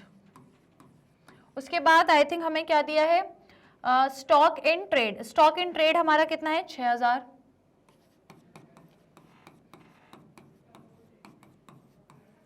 Stock in trade 6,000। उसके बाद क्या दिया है स्टूडेंट्स हमें, फर्नीचर एंड फिटिंग्स 1200, राइट। तो हम यहाँ पे लिख लेंगे फर्नीचर एंड फिटिंग्स 1200, ठीक है। Furniture and fitting 1200। अब देखो फर्नीचर एंड फिटिंग जो 1200 है, इस पे 10% डेप्रिसिएशन भी लगाना है, तो इसको हम डेप्रिसिएशन भी लगाएंगे। तो पहले 1200 लिख दो। अब इसमें माइनस क्या करेंगे, इसमें डेप्रिसिएशन 10%, तो 10% मतलब ओनली 120, ठीक है। 1200 का 10% मतलब 120, तो इसको माइनस करो। माइनस करोगे कितना निकलेगा, 1080। 1080 ये हो गई आपकी फर्नीचर एंड फिटिंग्स। उसके बाद क्या बचा है, ट्रेड क्रेडिटर्स आपके 4000, तो हम यहाँ पे लिखेंगे ट्रेड क्रेडिटर्स, ट्रेड क्रेडिटर्स 4000, ठीक है। 4000 के आप लोगों के क्या हो गए, ट्रेड क्रेडिटर्स हो गए। उसके बाद बैंक ओवरड्राफ्ट है आपका 1000, तो यहाँ पे लिखेंगे बैंक ओवरड्राफ्ट 1000। ये लाइबिलिटी होती है, बैंक ओवरड्राफ्ट हमारी लाइबिलिटी है ना, और क्रेडिटर भी लाइबिलिटी है। उसके बाद इतनी ही चीजें हैं, राइट। तो आपको पता है यहाँ पर हम क्या लिख रहे हैं, अपनी लाइबिलिटी, और यहाँ पे हम लिख रहे हैं हमारे एसेट, है ना। तो ये चीजें हो गई। अब आप क्या कर लोगे, इसमें सारी चीजें जो भी एडिशन और सब्ट्रैक्शन है वो सारी चीजें आपको करनी है, राइट। तो यहाँ पे हमने सारी चीजें लिख ली, debt, cash, stock in trade, furniture, fitting, creditors and overdraft, right. तो ये हो गए अपने एसेट्स एंड लाइबिलिटीज जो हमने शो कर ली है। तो यहाँ पे देखो एक और बचा है कैश इन हैंड, है ना। ये भी अपन ने कैसे छोड़ दिया, कैश इन हैंड लिखा तो है, शायद हमने कैश इन हैंड नहीं लिखा, तो भाई ये भी एसेट है, इसको भी लिख लो, ठीक है। Cash in hand, cash in hand कितना है हमारे पास, 500 and I think 510 we have, right. तो हम यहाँ पे लिखेंगे कितना, 510। Is it clear to all, समझ में आया सभी को। तो ये हो गया। अब आप कर लो इसका टोटल, ठीक है। एसेट साइड पे टोटल देखो एंड लाइबिलिटी साइड पे देखो, जो भी डिफरेंस आएगा उसको हम यहाँ पे लिखेंगे कैपिटल, ठीक है। वो कैपिटल आपको मिल जाएगी जो कि हम बैलेंसिंग फिगर से लेकर के आएंगे, बैलेंसिंग फिगर से लेकर के आएंगे, और वो हमारी eight the end of the year की मतलब कैपिटल रहेगी, जिसको हम क्लोजिंग कैपिटल भी बोलते हैं। तो पहले टोटल करके बताओ, जल्दी से टोटल करके मुझे बताओ यहाँ पर कितना निकल के आ रहा है। फटाफट से टोटल कर लो स्टूडेंट्स, कितना निकल के आ रहा है बताइए, कितना निकलेगा, 17,590, ठीक है। 17,590 ये हो जाएगा। अब यहाँ है तो मतलब यहाँ भी इतना ही होना चाहिए, दैट इज 17,590 भाई साहब यहाँ भी चाहिए। तो अब आप कैसे निकालोगे, ये 5,000 है, 5,000 को आप इसमें से माइनस कर दो, तो कितना निकलेगा, 5,000 को माइनस करोगे तो भाई 12,590, ठीक है। लिख लो यहाँ पे 12,590, ये आ गई आपकी कैपिटल, वो भी क्लोजिंग कैपिटल। तो अब आप आराम से क्या बना सकते हो, अपना statement of profit and loss account, sorry हाँ, statement of profit and loss, ठीक है। तो अब अपन चलते हैं यहाँ पे, नेक्स्ट यहाँ पर बना लेंगे अपन लोग फटाफट से, ओके। तो चलो सबसे पहले क्या करना होगा स्टूडेंट्स, हमको वही फॉर्मेट हम बना लेंगे, सिंपल सा इस तरीके से बना लेंगे, और ऊपर हम क्या लिखेंगे ऊपर हम लिखेंगे statement of profit and loss for the year ended 31 March 2024, whatever जो भी दिया हो, राइट। तो यहाँ पे हम सारी चीजें लिखेंगे। तो सबसे पहले मैंने आपको बताया हम क्या लिखते हैं, हमारी क्लोजिंग कैपिटल, है ना। तो क्लोजिंग कैपिटल जो हमने जस्ट अभी निकाली 12,590, तो वो लिख लो 12,590, 12,590। इसके अलावा अब आपको क्या करना होता है, इसमें जो भी ड्राइंग वगैरह है वो सारी चीजें, तो प्लस कर लो ड्राइंग। तो ड्राइंग क्वेश्चन में देखो हमें कितनी दी हुई है, तो देखो ड्राइंग यदि हम देखते हैं स्टूडेंट्स, तो ड्यूरिंग द ईयर ड्राइंग कितनी है 2400, राइट। तो 2400 ये जो ड्राइंग है इसको आपको प्लस करना है, और इसमें कोई एडिशनल कैपिटल है नहीं, तो बस इसको डायरेक्टली आप क्या कर दो, प्लस कर दो। तो ये 9 और ये 9, ये 4 और ये 1, इज इट क्लियर, ठीक है। ये आ गया। अब कोई भी आपको इसमें एडिशनल कैपिटल नहीं दी हुई है, तो ये जो अभी आपकी वैल्यू आई है इसको हम क्या बोलेंगे, हमारी एडजस्टेड कैपिटल, राइट। तो हम यहाँ पे कितना लिखेंगे, एडजस्टेड कैपिटल ये हो गई आपकी एडजस्टेड कैपिटल। अब इसके बाद यदि हम देखें तो अब अपना क्या निकलेगा, एडजस्टेड कैपिटल आ गया। अब इसके बाद हम क्या करते हैं, जो ओपनिंग कैपिटल है उसको माइनस कर दो। तो ओपनिंग कैपिटल तो क्वेश्चन में दी है, दो तरीके से दी थी, देखो मैं आपको बताती हूँ। वो कैश और गुड्स दोनों की मिलकर आई है। तो कैश है आपके पास, देखो मैंने यहाँ बताया था, कैश है 6,000 और गुड्स थे वो 4,000, तो टोटल 10,000। ठीक है, तो मैं यहाँ पे लिख देती हूँ 4,000 के कैश प्लस 6,000 का कैश है और 4,000 आपके गुड्स हैं। तो टोटल कितना हो जाएगा स्टूडेंट्स आप लोगों का, 10,000। टोटल 10,000 माइनस कर दोगे तो ये कितना हो जाएगा, 4,990। Is it clear? 4,990 ये हो गई आप लोगों की, ये आपका आंसर आ गया, that is your profit, right. तो आप यहाँ पे क्या लिखोगे, net profit during the year, net profit during the year. Is it clear? तो ये हो गया आपका net profit during the year. Simple question है, हो गया रिवाइज, सारी चीजें ऐसे ही हमने किया था। और डिटेल क्वेश्चन करना है तो आप लोग जाना प्लेलिस्ट में, जो है हमारी क्लास 11th अकाउंट्स की प्लेलिस्ट, उसमें देखना, तो बहुत सारे क्वेश्चन मिलेंगे, राइट। चलो तो ये हो गया। अब आप पहले इसका स्क्रीनशॉट लो, फिर अभी और क्वेश्चन करवाऊंगी मैं। पहले इसका स्क्रीनशॉट ले लो जल्दी से, डन। चलिए उसके बाद आप इसका स्क्रीनशॉट ले लीजिए, डन। तो क्वेश्चन समझ में आया बढ़िया तरीके से। चलिए तो आइए अब हम अगले सवाल पर मूव करेंगे।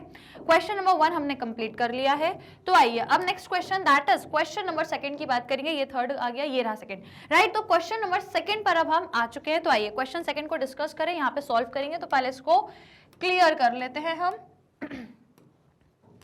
राइट। चलिए तो हमने इसको क्लियर कर लिया, अब हम यहाँ पे सॉल्व करेंगे।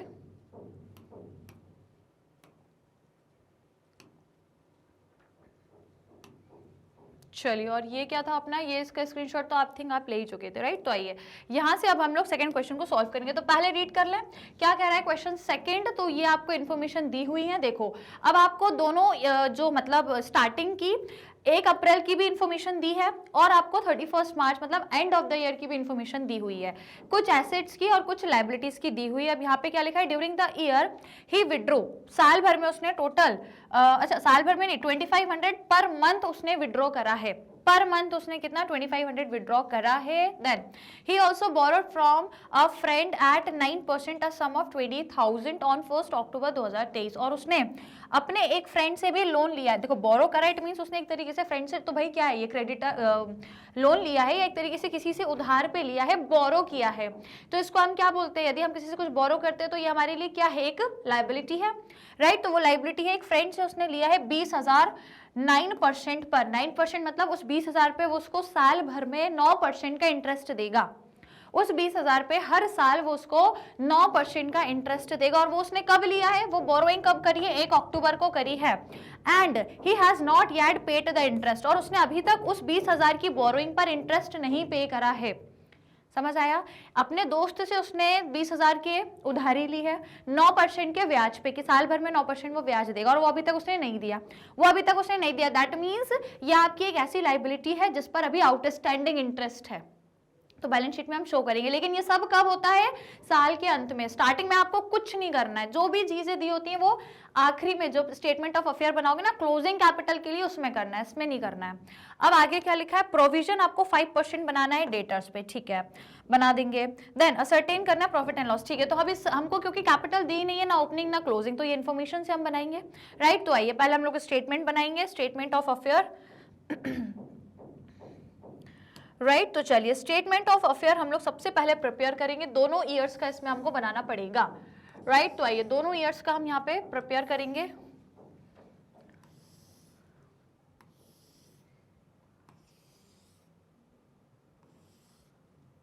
चलिए तो दोनों स्टेटमेंट का, so as you can see सबसे पहले हम क्या लिखेंगे, statement of affair as on 1 April, 1 अप्रैल का रहेगा, 1 अप्रैल 2000 कितना दिया है 2023, ठीक है। तो 2023 और यहाँ पे कितना लिखेंगे 31 मार्च, या फिर पहले लिखते हैं स्टेटमेंट ऑफ अफेयर,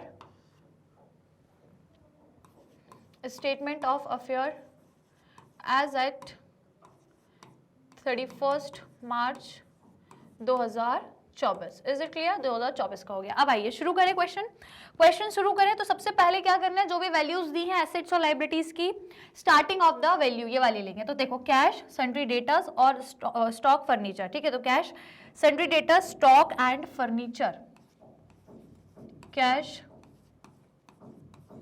या फिर डायरेक्टली हम लिख सकते हैं क्या, डेटर्स, फर्नीचर और उसके बाद अपना स्टॉक। उसके बाद क्रेडिटर्स है तो वो यहां लिखेंगे, लाइबिलिटी है भाई वो अपनी, ठीक है। तो ये हो गया आपके क्रेडिटर्स। अब आइए क्रेडिटर्स हो गए, राइट। तो इनकी वैल्यू देख लो क्या क्या दिया हुआ है, 6000 और 68,000, 6000, 68,000। उसके बाद फर्नीचर और स्टॉक, तो फर्नीचर है हमारे 15,000 के और स्टॉक है 59, ठीक है। 15 एंड 59, तो बस यहाँ पे लिख लो 15 एंड 59,000। Is it clear? तो ये हो गया आप लोगों का बढ़िया तरीके में। अब क्रेडिटर्स हैं आपके 35,000, तो यहाँ पे लिख लो क्रेडिटर्स 35,000। अब आप बराबर करो दोनों साइड पे, यहाँ पे आपको कैपिटल मिलेगी, ओपनिंग कैपिटल, राइट, जिसको हम बोलते हैं बैलेंसिंग फिगर। बैलेंसिंग फिगर से हम कैलकुलेट कर लेंगे। तो पहले मुझे बताओ यहाँ पे टोटल कितना आ रहा है, जल्दी से फटाफट से आंसर बताइए। यहाँ का टोटल कितना हो रहा है आपके एसेट साइड पर, टोटलिंग कितनी हो रही है बताओ, जल्दी से फटाफट से बताओ। एसेट साइड पर टोटल कितना हो रहा है, 1,48,000, राइट। तो ये हो गया आपका 1,48,000। Is it clear? अब आपको यहाँ पर भी इतना ही चाहिए, दैट इज 1,48,000। अब आप क्या करो, 1,48,000 में से ये 35,000 को माइनस कर दो, जल्दी से 35,000 को माइनस करो, कितना होगा, 1,13,000, ठीक है। तो 1,13,000 कैपिटल हो गई। अब ये ओपनिंग हो गई। अब हम सेम क्लोजिंग कैपिटल भी निकालेंगे, राइट। तो आइए क्लोजिंग कैपिटल के लिए वही सेम हम एसेट्स लिखेंगे। देखो कैश है, डेटर्स हैं और प्रोविजन भी है, तो हम लोग माइनस करेंगे, डेटर्स में से माइनस करेंगे provision, provision for doubtful death, right, वो भी हम माइनस करेंगे। उसके बाद फर्नीचर रहेंगे आपके, आई थिंक क्वेश्चन में बोला है क्या कि फर्नीचर पे डेप्रिसिएशन है क्या, नहीं है, डेप्रिसिएशन नहीं है ना, ठीक है, ओके। तो डेप्रिसिएशन नहीं है। उसके बाद स्टॉक है आपका एंड यहाँ पे है आपका क्रेडिटर्स। अब देखो क्वेश्चन में बोले उसने अपने एक फ्रेंड से लोन लिया है, तो अब स्टार्टिंग में तो वो लोन नहीं था, वो 1 अक्टूबर को था, 1 अप्रैल तक लोन नहीं था, तो क्रेडिटर में लोन नहीं लिखा हमने, लेकिन वो 1 अक्टूबर को हो गया, 1 अप्रैल तक लोन नहीं था, 1 अक्टूबर को लोन लिया, तो अब वो एंड में हम लिखेंगे, ठीक है। तो एंड में अब हम क्या लिखेंगे, एक काम करते हैं, क्रेडिटर को थोड़ा ऊपर लिखते हैं और यहाँ पे लिखेंगे लोन।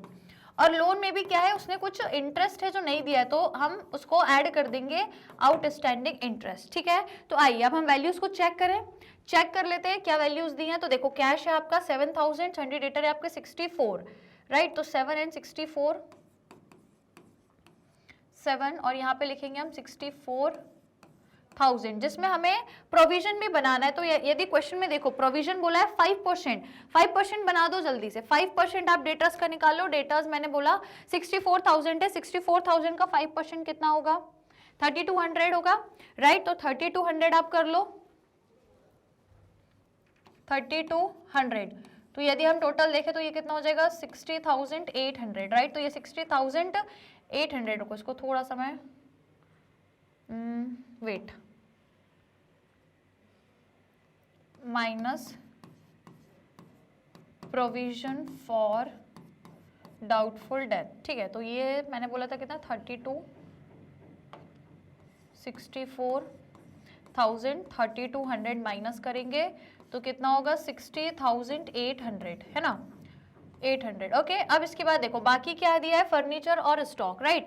तो फर्नीचर है आपके 13,500 और स्टॉक है 87, ठीक है, 13,500 और 87, तो 13,500 और आपके 87,000, ठीक है भाई साहब, ये हो गया।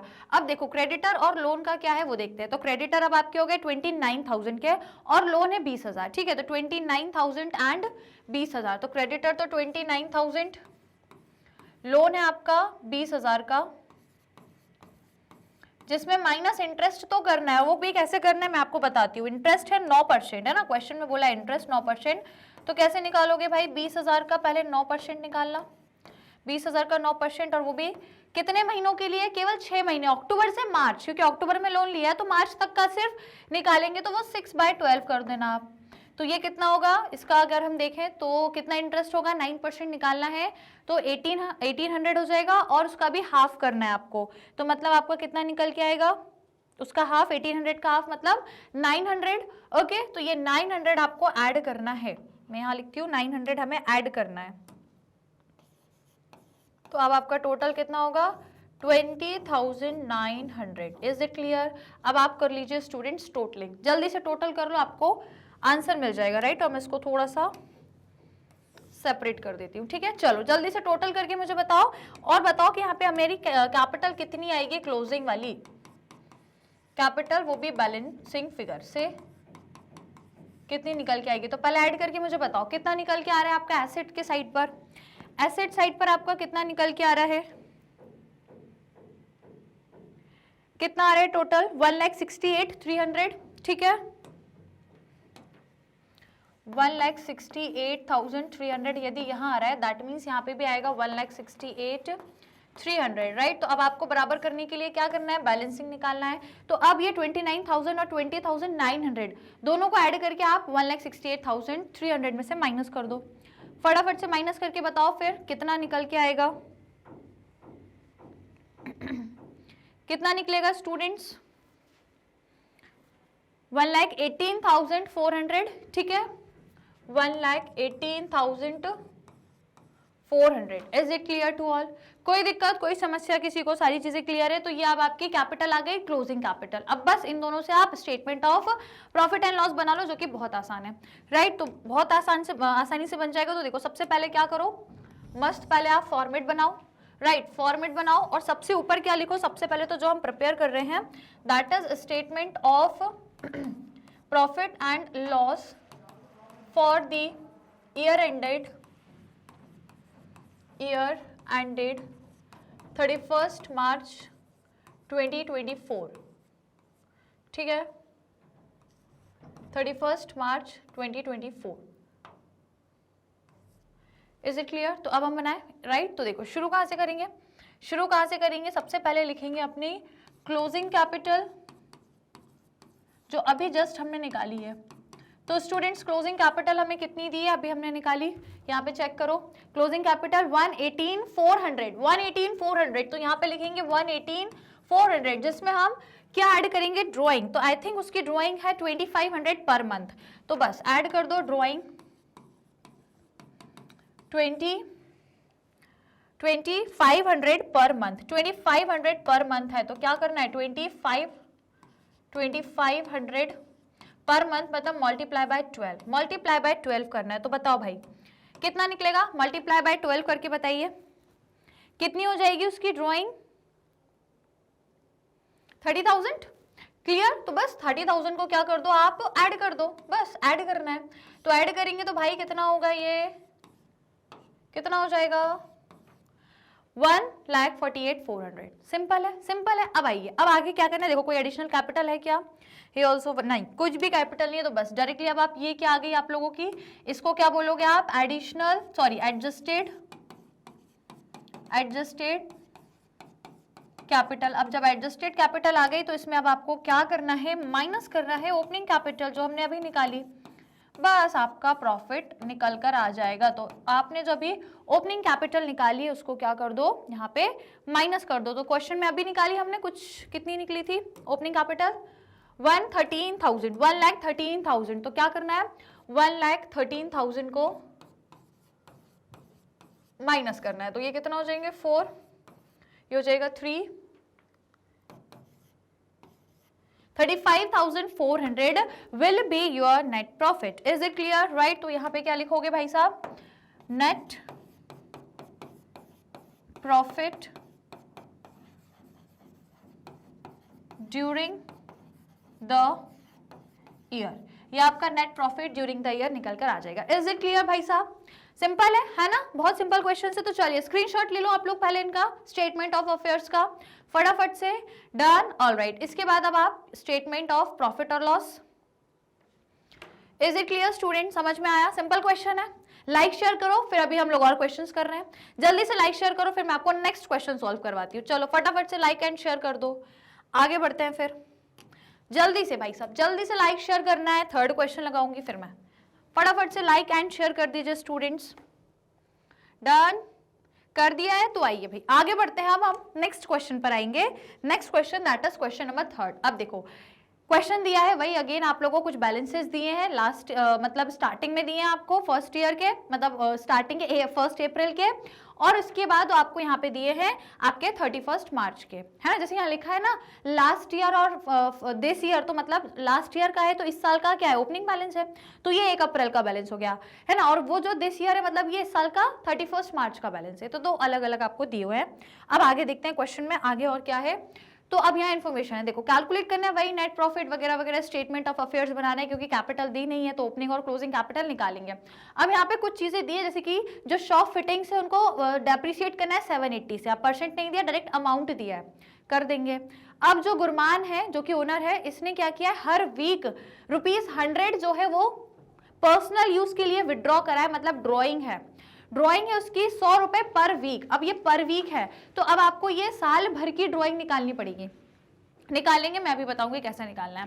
Then included in the trade discount is an irrecoverable balance of 270। तो जो आपको डेटर दी है ना उसमें जो 270 है वो ऐसा अमाउंट जुड़ा हुआ है उस डेटर में, 270 ऐसा जुड़ा है जो अब रिकवर नहीं होगा, मतलब वो पैसा आपको मिलेगा नहीं। ट्रेड डेटर्स मतलब एक तरीके के सन्ड्री डेटर, और जिनसे अब पैसा मिलेगा नहीं मतलब वो बैड डेट। तो मतलब ये बात वही है कि सन्ड्री डेटर में से 270 बैड डेट है, लेकिन घुमा फिरा के बोला है कि वो ट्रेड क्रेडिटर में 270 इररिकवरेबल है, इसका मतलब वो बैड डेट, तो वो मिलेंगे नहीं, तो उसको हम माइनस कर देंगे। इंटरेस्ट लगाना है 5% आपको लोन में, जो नरेश से आपने लिया है और अभी तक आपने उसको लोन भी इंटरेस्ट भी नहीं पे करा, तो आप लोन भी लिखना और उसमें आउटस्टैंडिंग इंटरेस्ट भी ऐड करना। लेकिन ये सब जो भी दिया है ना ये हम लोग 31 मार्च वाले स्टेटमेंट ऑफ अफेयर में करेंगे, 1 अप्रैल वाले में कुछ नहीं होगा। जो भी ये चीजें हैं ये लास्ट में होंगी, अभी नहीं होंगी, राइट। तो आइए शुरू करें क्वेश्चन, राइट। तो सबसे पहले दोनों ईयर्स का मतलब दोनों ओपनिंग और क्लोजिंग हम क्या बनाएंगे, स्टेटमेंट ऑफ अफेयर, राइट। तो आइए यहां से शुरू करेंगे।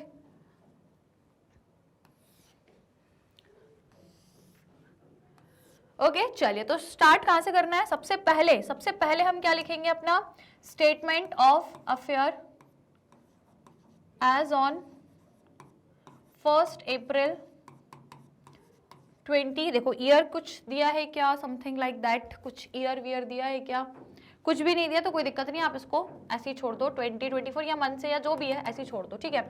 देन दूसरा आप क्या बनाओगे, statement of affair as at 31 March and जो भी ईयर है, ठीक है। तो शुरू करते हैं। आप जो भी एसेट्स आप लोगों को गिवन है क्वेश्चन में, सबसे पहले हम वही लिखेंगे।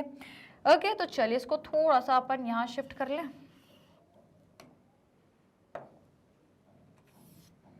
देखो टेढ़ी लाइन हो गई है, wait.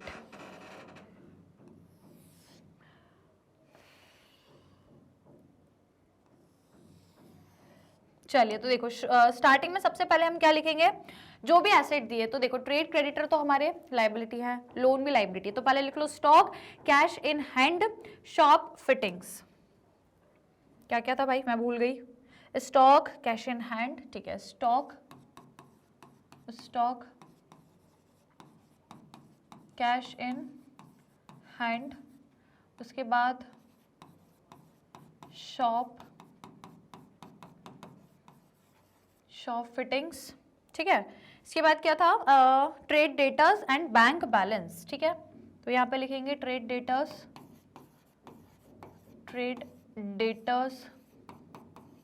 And then you have your bank balance. ये तमाम आपके एसेट हो गए। अब हमको कुछ लायबिलिटी भी है, दैट इज क्रेडिटर्स है हमारे और हमारा लोन है,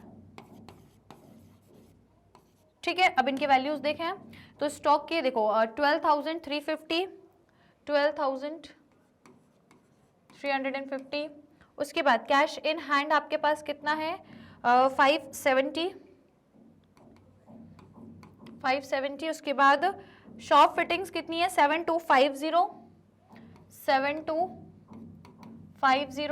उसके बाद ट्रेड डेटर्स कितने हैं आपके पास, तो ट्रेड डेटर्स 5280, ठीक है, 5280, 780, इसको बना दो 7, है ना।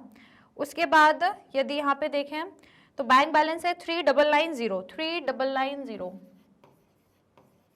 क्लियर। अब देखो क्रेडिटर और लोन की यदि बात करें तो क्रेडिटर्स ऊपर ही दिए थे, कितना था, 1 मिनट रुको, हाँ ये है 6270 और 5000 का आपका लोन है, राइट। तो बस अब आप बैलेंस करो, यहाँ पे आप लोगों को ओपनिंग कैपिटल मिल जाएगी बढ़िया तरीके में, जिसको आप बोलोगे क्या, बैलेंसिंग फिगर से निकालेंगे, ठीक है। तो चलो पहले कैलकुलेट करो, इधर का टोटल मुझे बताओ जल्दी से, पहले टोटल करके बताओ कितना निकल के आ रहा है, फटाफट बताइए स्टूडेंट्स, कितना निकलेगा अपना,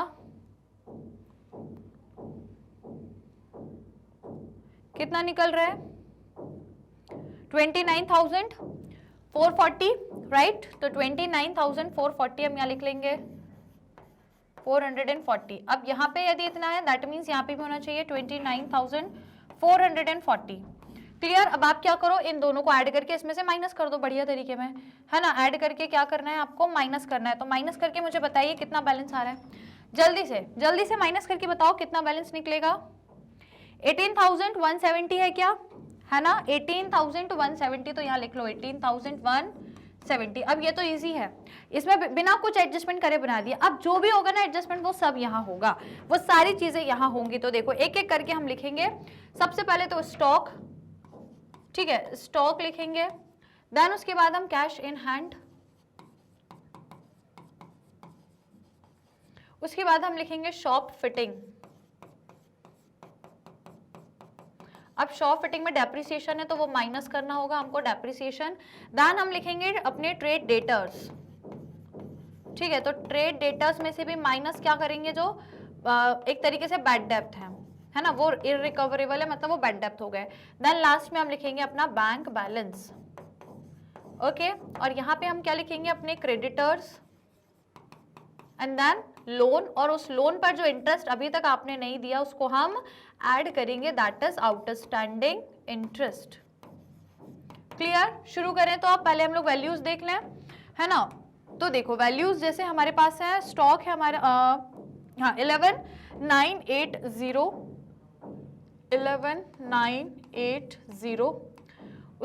उसके बाद कैश इन हैंड है हमारे पास 650। देन उसके बाद शॉप फिटिंग है 7,800, है ना। तो यहाँ पे लिखेंगे 7,800 और इसमें डेप्रिसिएशन बोला है 780, एडजस्टमेंट में दिया है 780 का डेप्रिसिएशन, है ना। मैं आपको दिखाऊं कहाँ दिया है, ये देखो यहाँ पे दिया है, एडजस्टमेंट्स में बोला हुआ है कि शॉप फिटिंग पे डेप्रिसिएशन लगाना है 780। तो बस 780 पे जो 780 डेप्रिसिएशन है इसको आप माइनस कर दो, माइनस करोगे कितना निकलेगा, 7,020, राइट। तो ये हो जाएगा आपका 7,020, ठीक है, राइट।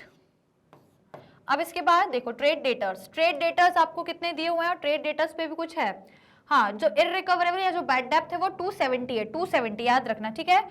तो 270 है, लेकिन उससे पहले इनकी वैल्यू कितनी है, ट्रेड डेटर्स 4560, ठीक है। तो 4560 हम यहाँ लिखेंगे 4560 माइनस 270 जो इररिकवरेबल है, जो रिकवर नहीं होगा। और बैंक बैलेंस देख लो, तो बैंक बैलेंस आपको दिया है 4130, तो यहाँ पे लिखेंगे 4130। अब इसको माइनस करेंगे तो ये हो जाएगा आपका 9, ये हो जाएगा आपका 42,190, राइट। तो अब आप इसका बैलेंसिंग कर लोगे, पहले टोटल कर लेना, राइट। अच्छा अपना ये क्रेडिटर और लोन बचा हुआ है, राइट। तो देखो क्रेडिटर और लिख लेते हैं, तो क्रेडिटर्स अब आपके हो गए 5890, और वो जो लोन है, लोन कितने का है, यदि लोन देखें तो वही 5,000 का ही है, लेकिन उस पर इंटरेस्ट कितना है, 5% दिया हुआ है, ठीक है। 5% इंटरेस्ट रहेगा आपका, राइट। तो आइए 5% इसका हम निकालेंगे, 5,000 का 5% यहाँ पर, right.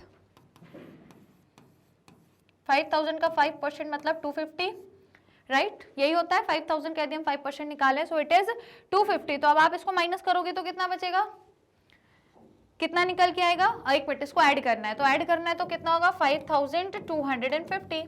Is it clear, right. ये ऐड होगा आउटस्टैंडिंग इंटरेस्ट। अब आप कर लो इन सबको टोटल, जल्दी से टोटल करो। बताएं जल्दी से, पहले तो एसेट साइड पे मुझे बताओ कितना आ रहा है टोटल, जल्दी कर लो भाई, फटाफट से टोटल करके मुझे बताओ एसेट साइड पर कितना निकलेगा। बताइए कि आप लोगों ने कितना आ रहा है स्टूडेंट्स, 28,070 है क्या, 28,070 आएगा राइट, 28,070 राइट, दैट मीन्स यहाँ पे होना चाहिए 28,070। अब आप क्या करो, इनको ऐड करके इसको इसमें से माइनस कर दो, तो आपको मिलेगी capital at the end of the year.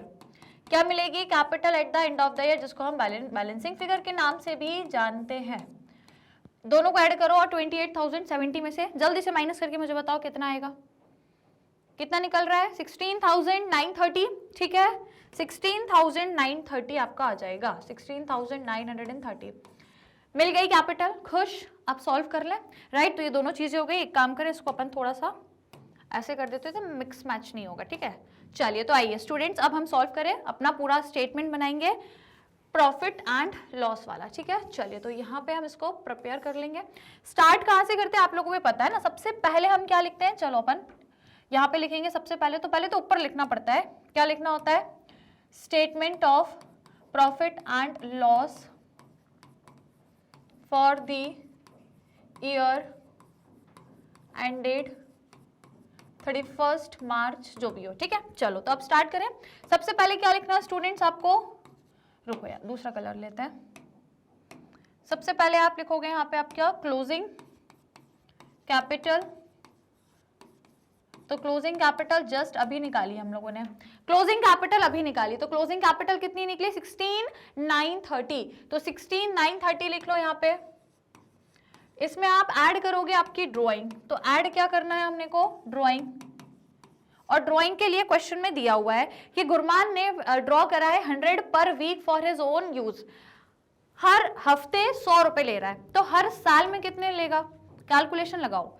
हर हफ्ते यदि वो 100 रुपए ले रहा है तो हर साल कितना लेगा, तो आपको मालूम है एक साल में कितने वीक होते हैं, जल्दी बताओ एक साल में कितने वीक होते हैं, कैसे निकालोगे, सिंपल सी बात है। देखो यदि मैं बोल रही हूं कि मुझे पता करना है एक साल में कितने वीक होते, तो यदि देखो 100 रुपीज पर डे वो पर वीक निकाल रहा है, और मुझे यही बताना है कि एक साल में कितने वीक होते हैं, तो आपको भी पता है कि यदि हम एक साल में देखें तो कितने 360 डेज होते हैं हमारे, 360 डेज एक साल में होते हैं, तो उस हिसाब से देखें तो आपको क्या करना है 365 डेज होते हैं, ठीक है। एक साल में हमारे 365 दिन होते हैं ना, हिंदी में मुझे ज्यादा अच्छे से याद है कि एक साल में 365 दिन होते हैं, इंग्लिश में है ना, तो हमारे एक साल में 365 डेज होते हैं, हमारे 365 दिन होते हैं, साल के 365 दिन है ना, बहुत सुना है ये, साल के 365 दिन, तो वो 365 कितने होते हैं 365, तो 365 डेज जो होते हैं।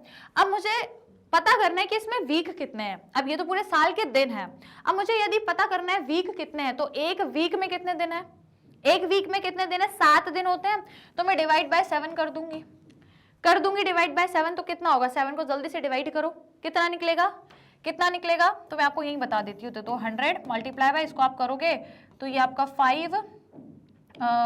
2 पॉइंट समथिंग कुछ आएगा, मतलब आपका 52.14 समथिंग आएगा, तो आप इसको राउंड ऑफ करके केवल 25 मान लो, क्योंकि अब इतना हम पॉइंट वाइज तो अकाउंटेंसी में इतना वीक के लिए नहीं करेंगे है ना, तो आप इसको मान लो 52 राइट, 52 मान लो, तो अब 100 मल्टीप्लाई बाय 52 कर दो, आपको आपकी ड्राइंग पता लग जाएगी, ठीक है। आपको जो भी साल भर में ड्राइंग हुई है वो आपको पता लग जाएगी, तो मल्टीप्लाई करेंगे कितना आएगा 5200 राइट, तो 5200 इसकी पूरी ड्राइंग है, 5200 ऐड करना है भाई साहब, ठीक है। तो ऐड करेंगे तो कितना हो जाएगा ये 3 0 9 10 11 2 and 2 22,000, एक मिनट ये 0 है और ये 2 है ना, तो कितना हो गया भाई साहब 22,130। Is it clear, 22,130।